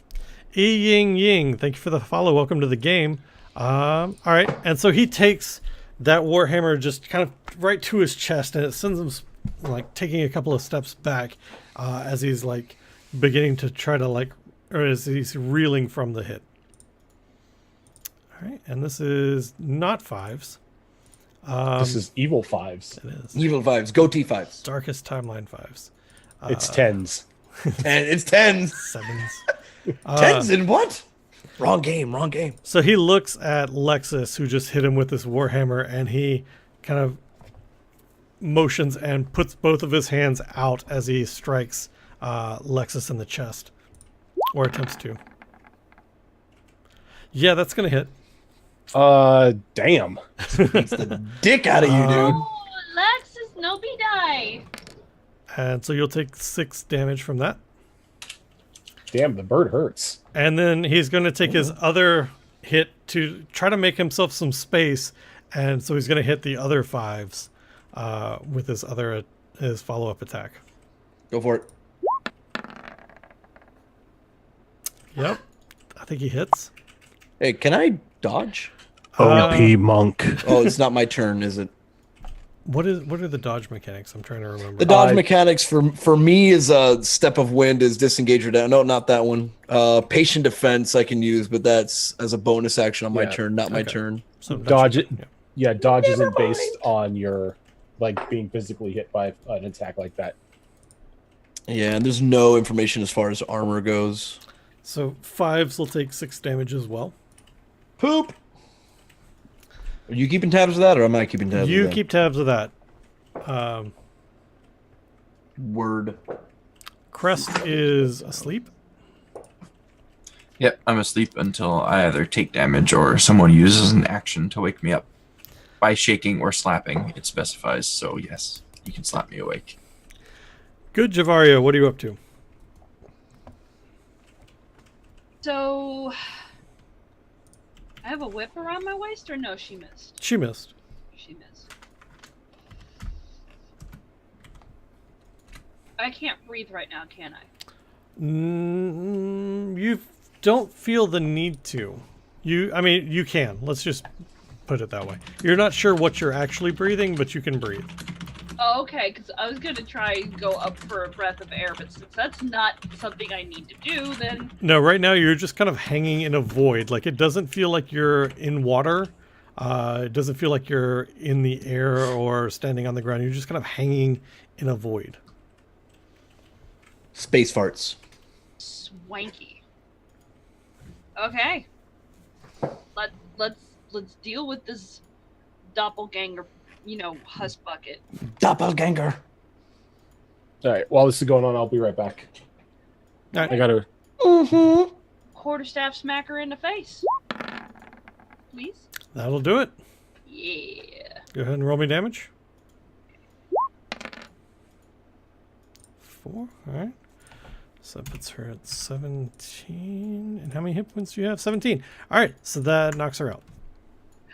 Yo! So you come across her face with the quarterstaff, and you hear this crack that just kind of echoes through the void that you're in, and she falls back limp, and then begins to fall away from you into this void. Okay. I know Rojan's not around to add in as well as I know you said he's been DMing 5th edition a lot. I was reading something like a reaction. Do we get reactions too, or am I just reading way too far ahead? In the rule in the module, whatever. There are certain abilities and spells and stuff that can be used as reactions. Yeah. Okay, so we don't just naturally get reactions. No, if you have an ability Cool. that says as a reaction, then you can do something. Ah, gotcha. Okay. Never mind. All right. You'll get there. Don't worry. Very soon. Hour Probably. 5s. What are you doing? Our 5s is going to beat the ever-loving crap out of Bizarro 5s. All right. Just just fuck my shit up. Just absolutely. 14. Does that hit? Yeah, I think that does, right? That's your AC. Yeah, that'll hit. Yeah, if not, I can always just D4 it as well. Yep, that'll to hit. Add. Blah! Hwah! So that fives gets hit in the chest by our fives and goes stepping backwards and then over the railing into the water. You don't hear a splash, but you can assume that that fives is no longer there. Caved in the birdie chest. Sweet. And now I have it's a beak attack. not Crest's turn. Evil Crest. Evil shenanigans. Trying to figure out what I want to do with him. Actually, yeah. So that crest will leave the other crest floating in the void asleep, and will make his way back up and begin to surface. And you guys can hear gasps coming from. Well, I guess you wouldn't because he can breathe underwater. Never mind. You hear something break the surface of the water on the other side of the ship.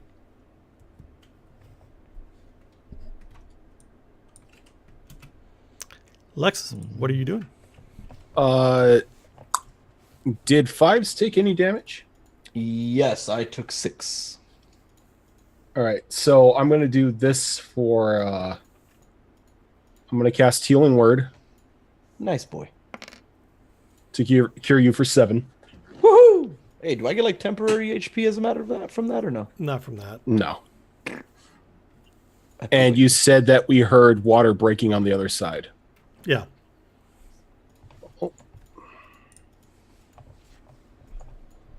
About as far as I can go. Okay.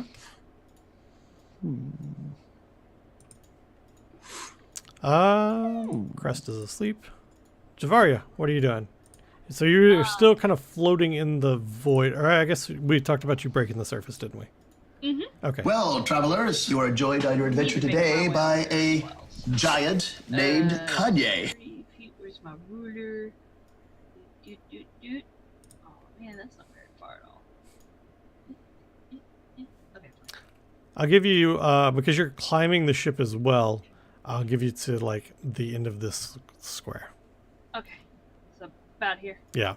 Gotcha. Ish, thank you for the follow. Welcome to the game. Can I have my cursor? Okay. Nope, wait, you have wait, to click wait, back on the wait. cursor and not the ruler. Gotcha. You can do it. I believe in There we you. I Kinda, am sorta. smart kitty. Very smart. All right. Fives, what are you doing? I am going to meander down that way. Now, you just saw a Javaria climb up the side of the ship. You don't know if that's actually Javaria or not. Why you gotta remind me of that? As an FYI.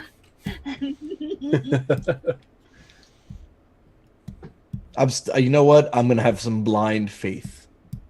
All right. I'm gonna have some blind faith and walk over here. And probably gonna get stabbed in the back, but I'm fairly confident that I can take the cat.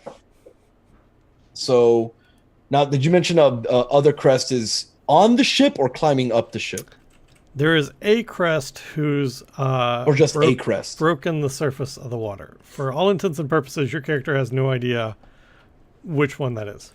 So Right, but I knowing that, assuming rightly so. I think the we're dealing with the doppelganger kind of thing, and everybody has copies, right? yep. Yeah, because we've seen multiple instances of it. I just can't remember if we had seen any other clone other than my own on the actual ship. No, you did not. Like, didn't Javaria? Oh no, she didn't. No, he was still trying to climb up. I'm gonna help Crest on the ship. Okay. So you're gonna help him up onto the deck? Yes. Okay.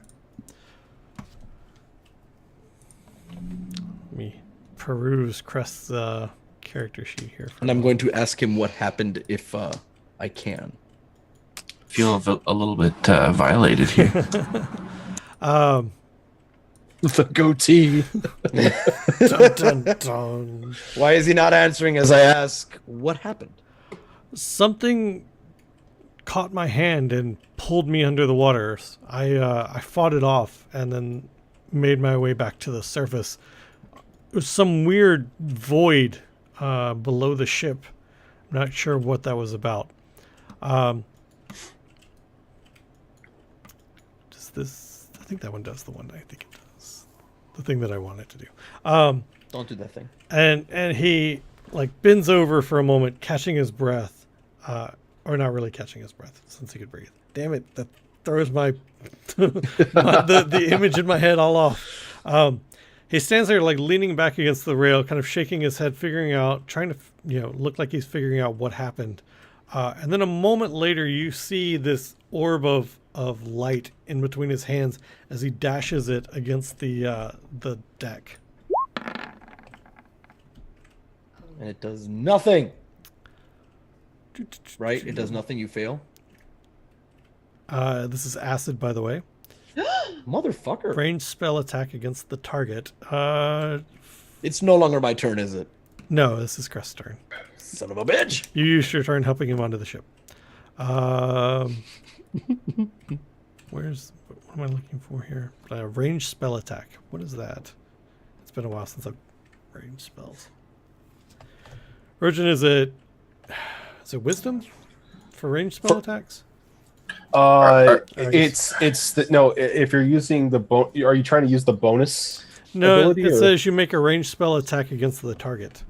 Okay. I think if you just click on, if you're looking for the damage here, you click on chromatic orb. Oh, okay. Yeah. So the 16, the 16 is the ranged spell attack. Okay. Yeah, I'm getting 16 used to the hit. sheet. Okay. Who do I want to pick on? I'll pick on fives because fives helped him up. Dick.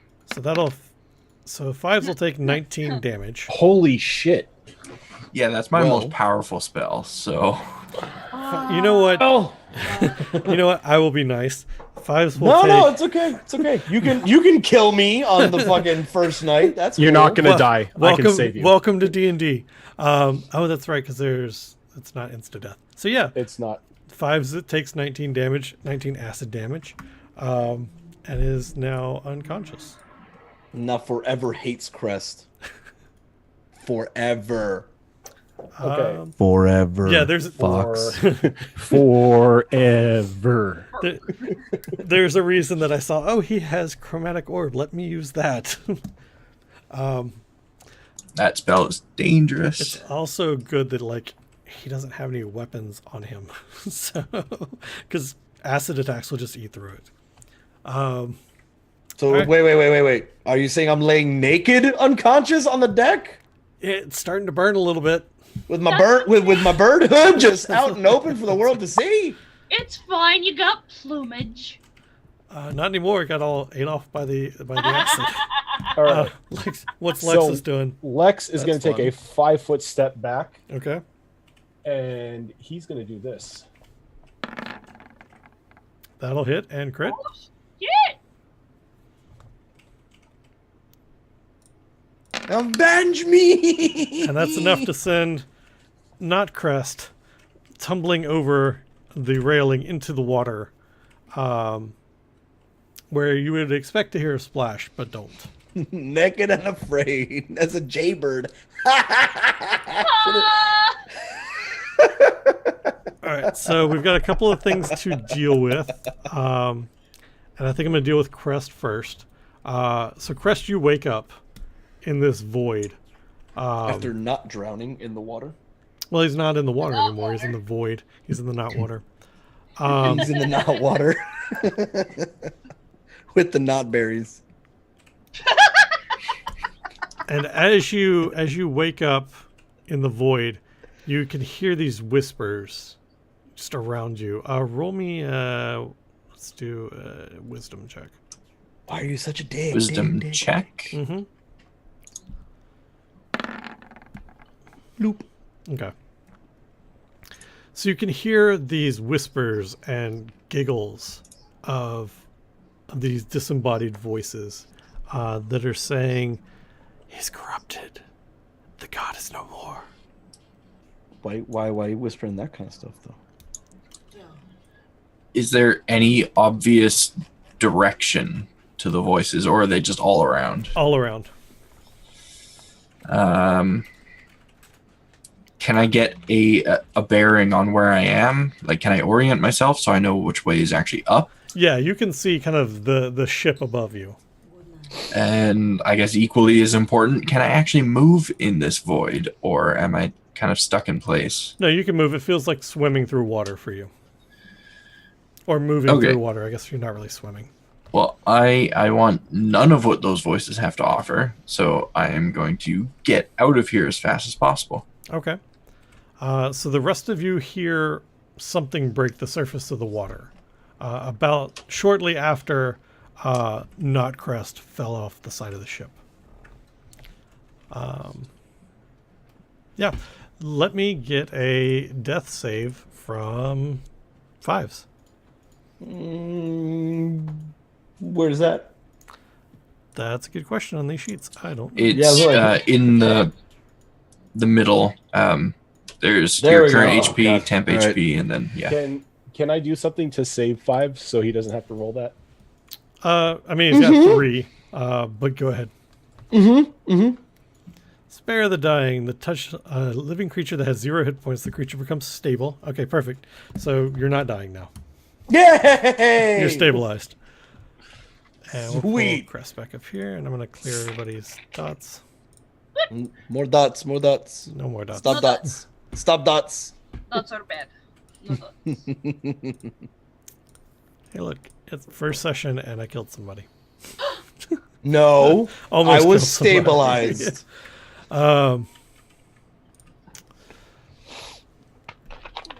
Okay. So what are you doing now? Laying on the floor unconscious. In a big pool of acid? Taking more damage? No, I'm just kidding. Yeah, you need to. Nope, we just need to stop. Lexus is looking around for the captain and the rest of the crew. You don't Cover see my them. shame for me, please. Anybody? No. Not that Okay. shameful. Okay. You don't see anybody else around. What a like on deck or on the ship period. There's definitely nobody on deck. Well, travelers, you are joined on your adventure today by a giant named Kanye. can I Sigh. Tessie Do- Key, thank you for the follow. Welcome to the game. can I do a medicine check on Fives to help him regain consciousness? In just a second you can. Yeah, go ahead. You get away from me. Hey, I'm proficient in medicine. Oh, I'm so proficient. Yeah. Yeah. hold on.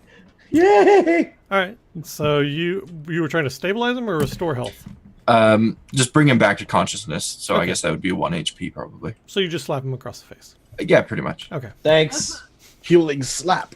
Now I have 1 HP. You do. Sweet. And you're conscious again. So that's a bonus.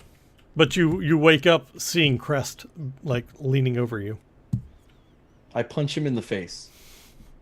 In a pure panic. That's exactly what I would do if I was in that situation. Ah, this tried to kill me. Roll me an unarmed strike. Boop. 15 hit your AC. Yes, it does. Roll me damage. God. Boop. You know, up until now, nothing has dealt damage to me. I gotta boop the snoot. Yeah, Mon- man. Gotta monks, boop are, the snoot. monks are OP. So yeah, so he Fives wakes up in a panic and immediately just slaps you. With 5 damage, probably not more than a slap. A little backhand, just a little off tap, little, he may like it. We'll talk later after stream. Crest is probably gonna like fall backwards onto his ass, just kind of like cupping his cheek. Like, what the hell is that? Poor claw. It's like, don't take offense to it, Crest. The other you kind of threw an acid orb on him. Oh, that kind of explains it. Yeah, sorry about that. I It wasn't yell me, out- but I- sorry about that. I yell, mimicking the noise of what the acid sounded like as it was, on me. That Did sounds it go about around me? right. Yeah. Ow. All right, so what are you guys doing now that you've determined that you're all use? and awake and alive. Lexus looks over. Alexis looks over at Javaria and is like, check below deck, see if anybody is still on the ship. Well, I gotta check below deck. I want to, but the You're the most quiet out of all of us. And you have full HP.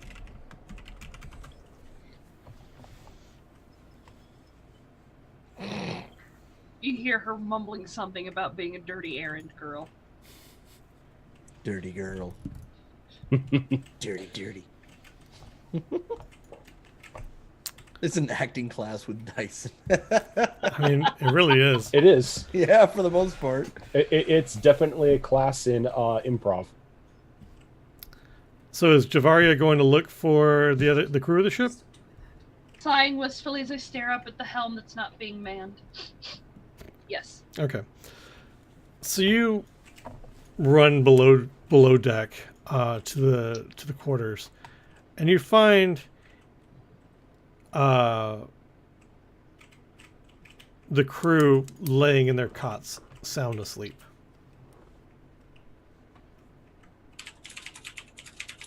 Scrolling. Okay, so just going to casually make my way through, holding my hand just by their nose to see if they're even breathing. They are. Okay. I'm gonna make my way down to the galley, grab a pot and a ladle. I'm gonna march back through these barracks. Smooth. Bart Simpson going down the hall with the I am pot. so great. Okay. The crew begin to stir and then look at you like you're insane. Why are you doing that in the middle of the night? We were just attacked and you did nothing. We've been asleep. No one sounded an alarm.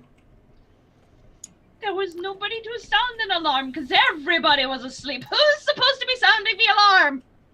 He shrugs. I don't know. That's not my job tonight. And you can feel the ship begin to rock under your feet again. Stuff him in a barrel. And then we'll see whose turn it is. By the way, it was broad daylight as you were fighting those guys up on deck. Javaria. So stupid. No. And I'm going to make a grapple. I'm going to grab this SOB by the scruff of his shirt, and I'm dragging him above deck. He's not really resisting, so that's fine. Okay. And you drag him above deck, and while she was gone, the rest of you that stayed above deck, the skies quickly faded and transitioned to a night sky with a blood-red moon just above you. You have the feeling that we're just getting into stranger and stranger territory every passing day. Maybe we're at Jolt. This is a sign of things to come. The cat may want to ask for a little more shinies than what we were offered. So I, just drop the guy on the deck. Just tell him what happened. He looks at you, he looks up at the sky and says, "Look, middle of the night. What'd I tell you? Can I go back to bed?" Lexus interjects with like, it just turned tonight after being broad daylight. He looks at you, gives you an eye, like, staying away from you and your drugs. Because we also fought duplicates of ourselves who seem to try to drag certain people underwater. So he's been treating all four of you, right? Or all three of you? Who's that? Exactly. And he goes back to bed. Can I throw him overboard? No. Why? You saw what happened to me. We don't need anything else following the ship. It won't follow the ship. It will leave a nice snack and it'll leave us alone. Javaria, we're not sacrificing the crew. The crew almost sacrificed us. Yes, well, we're the ones hired on to protect them and find a cure for them. Not the other way around. We are their problem solvers.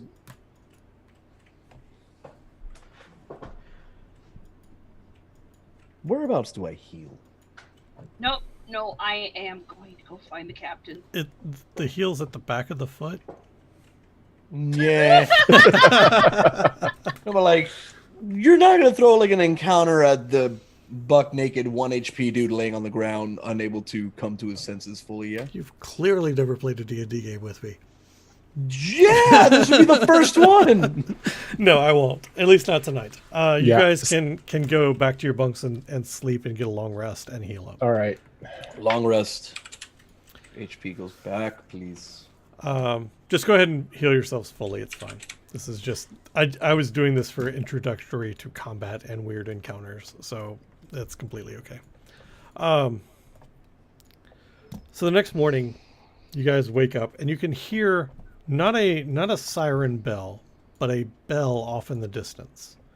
And as you make your way above deck, or to the top deck, you look out and you can see the city in a bay on the horizon, or even closer than the horizon, rather. And the building is, instead of the towers and the castles that you're used to seeing in Baldur's Gate and the surrounding areas, these are short buildings that are colorful and bright. Some of them painted yellow, some of them painted pinks and oranges. And you can see ships sitting in a harbor.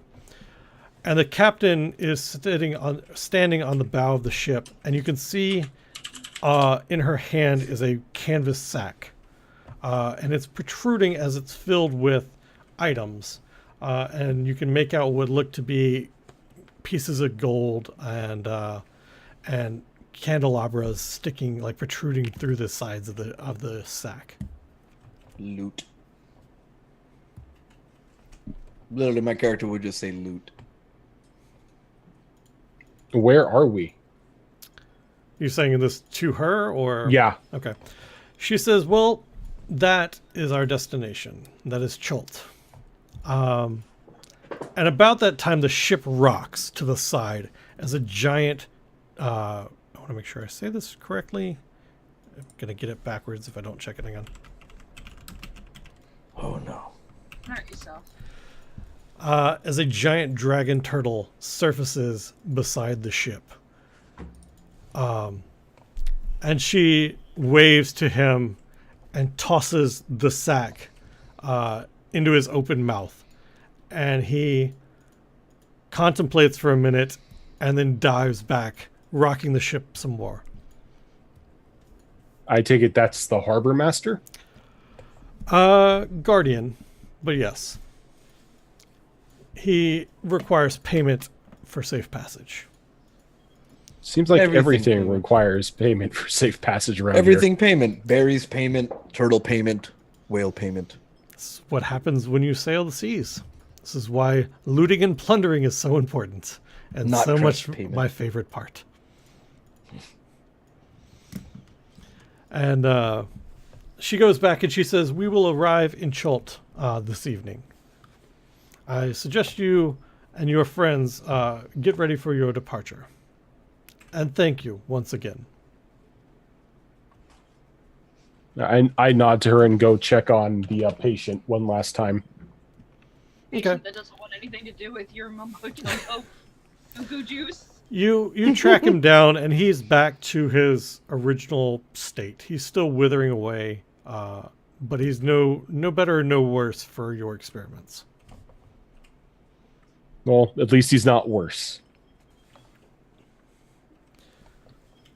I promise him that we will do our damnedest to find to get this curse lifted so that they can get back to how they used to be. He nods his head and he says, I wish you more luck than you had with your potions. Yeah. And he doesn't mean it in like a vicious manner. Yeah, he just it kind of like, let's hope that you have more success with this than experimentation. Yeah. I opt to walk up to the captain and ask her to write her name on a sheet of paper, like her signature. I want her mark. She raises an eyebrow, looking at you curiously. This contract payment. Then she slowly nods her head. I see. She goes back to her chambers and comes out with 4 scrolls.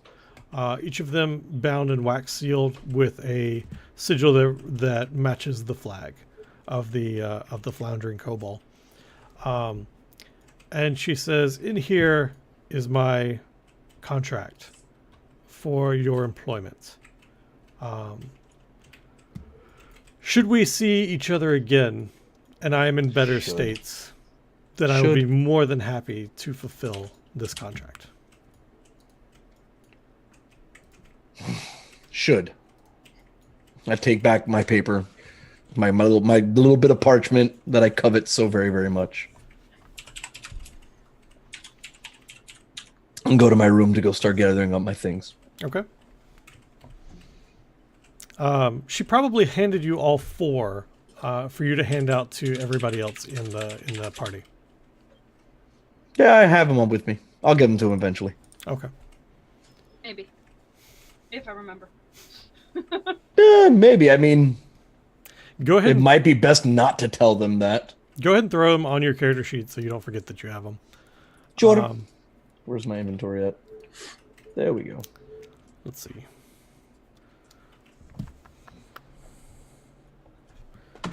So the evening passes, or the afternoon passes, and you guys can see Chult move closer onto the horizon. As you enter Port, and I'm gonna fuck this name up left and right, Port Naranzayu. It works. You can see as you enter, as the ship sails into the port, you can see this great length of chain that runs across the top that the ship that you're on passes under. And you can see this lighthouse off to the right and these docks off to the east, and you can see that the ships that are docked to the east look they're all painted in the same colors as the houses and the buildings, and are in, like, the sails are made out of very fine fabrics and linens, whereas off to the west and to the south there are ships that look like they are in disrepair and are barely floating, tied to those docks. And Captain Sharkbait pulls the ship up to the docks in the south, where you disembark. And you can see lights from the town lit up in all in all the windows, and you can hear this great thundering of sounds like hoof beats, but they are much heavier and larger, ringing throughout the city. And that's where we're going to stop for the night. Your introduction to Port Naranzayu. So, how you guys enjoying it so far? Very much enjoying it so far. Yep. I dig it. Good. I'm going to be a little more weary about having a different version of myself put myself to sleep in the water again. That's probably fair. You gave yourself way too many overpowered shit. Hey, look on the bright side. At least Javaria got rid of the other me, or he could be throwing guiding bolts at people. Yeah. Yeah, no, we lucked out on that one tremendously. So that's true. So, you folks that are watching at home, thanks so much for doing it. I think we're going to talk a little bit. I'm going to do introductions and stuff, and we're going to go on a raid here in a minute if I can find somebody to raid, which I'm sure we could do. But so, all right, what are you guys looking for? Are you anticipating like all the stuff in Port Naranzayu, or you want to get right into the jungle? Like, what do you guys feel like so far? I'd rather not get bogged down in like major town. I like mundane things, like let's go to town and provision, and I don't talk to people and get intel. That sort of thing. We can skip, the 45 minutes out of the 50-minute long Law and Order episode that's talking. That'd be cool. You know me, I'm all about the 45 minutes out of the 50 minutes Law and Order episodes. So, Well, we're definitely going to do some RP in town. Although I'm not going to make you go to shops and re-gear and provision. Okay. Like, that's fucking As boring. long as we got a nice balance going on. Right. Yeah. Like I dig being able to RP and like talk to people, talk to the locals, be like, holy crap, dinosaur, but you know. Well, there's going to be plenty of that, I think. Okay, cool. So, Cool. yeah. I'm actually really looking forward to finding somebody either in this town or another town on the island that can help me with the amulet problems I'm having. Yeah, Happens to a lot of guys, dude. Don't worry. there are definitely some people that can help you. And I'm going to leave it at that for now because reasons. But yeah, I think this was fun. I think we got to introduce Spooner to combat and to RP pretty easily. And it was a good, like, I have your attention. You can't go fucking jump the rails and do some weird, crazy shit. You have to deal with this. So that's kind of why I did it that way. I hope you guys didn't mind being shanghaied. No, that worked out great. It was a good way to do it. It What's was funny is as you were doing, I figured you were gonna do something like that, like we're the last ones there, and it's like, hey, these guys are still here. Cool. They're drunk and they're gonna sign yes and they're gonna go. But Shanghai works. Well, Yeah. what was nice about that is it skipped the entire debate of should we go or shouldn't we go. That Yeah. ultimately has to end in yes, we should go because that's the start of the adventure. right. Yeah, you guys kind of woke up and didn't have a choice. You're like, well, we're on our way, I guess. Which was a little railroady on my part, but I felt like it worked. it does work. Okay, I like trains. So Load. let's do the Phrasing. Yeah, let's. I was gonna just pass that completely. Rojan, who are you and what do you do on the internet?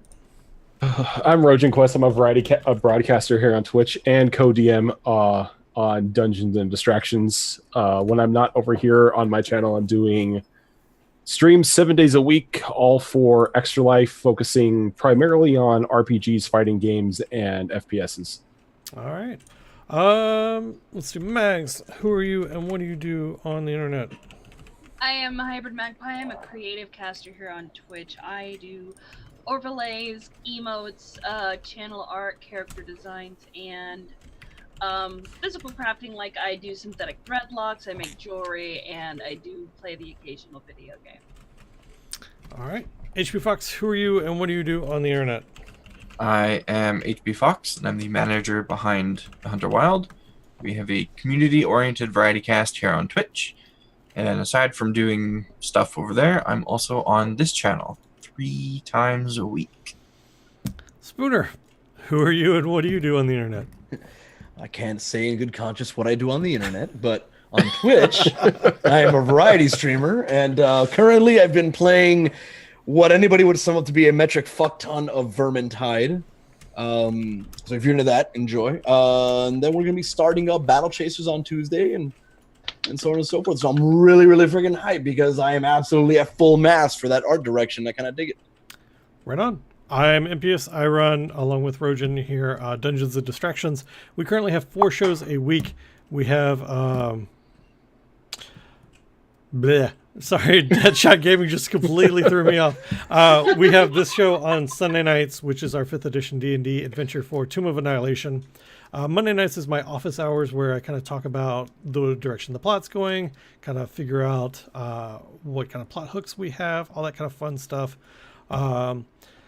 Tuesday nights is Gibbering Mouthers, which is a 5th edition D&D game run by Rojan Quest, where you guys can come in and pay or donate money rather to my TwitchCon hotel stay to inflict pain on those players. HB Fox loves that mechanic. Come in and make his life just so much better.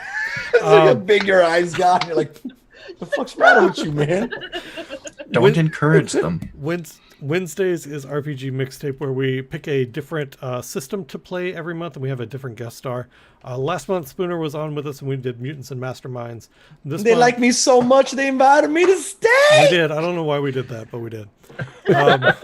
This month we are going to be playing All Flesh Must Be Eaten, which is a zombie survival RPG with Not So Speedruns is going to be joining us for that one.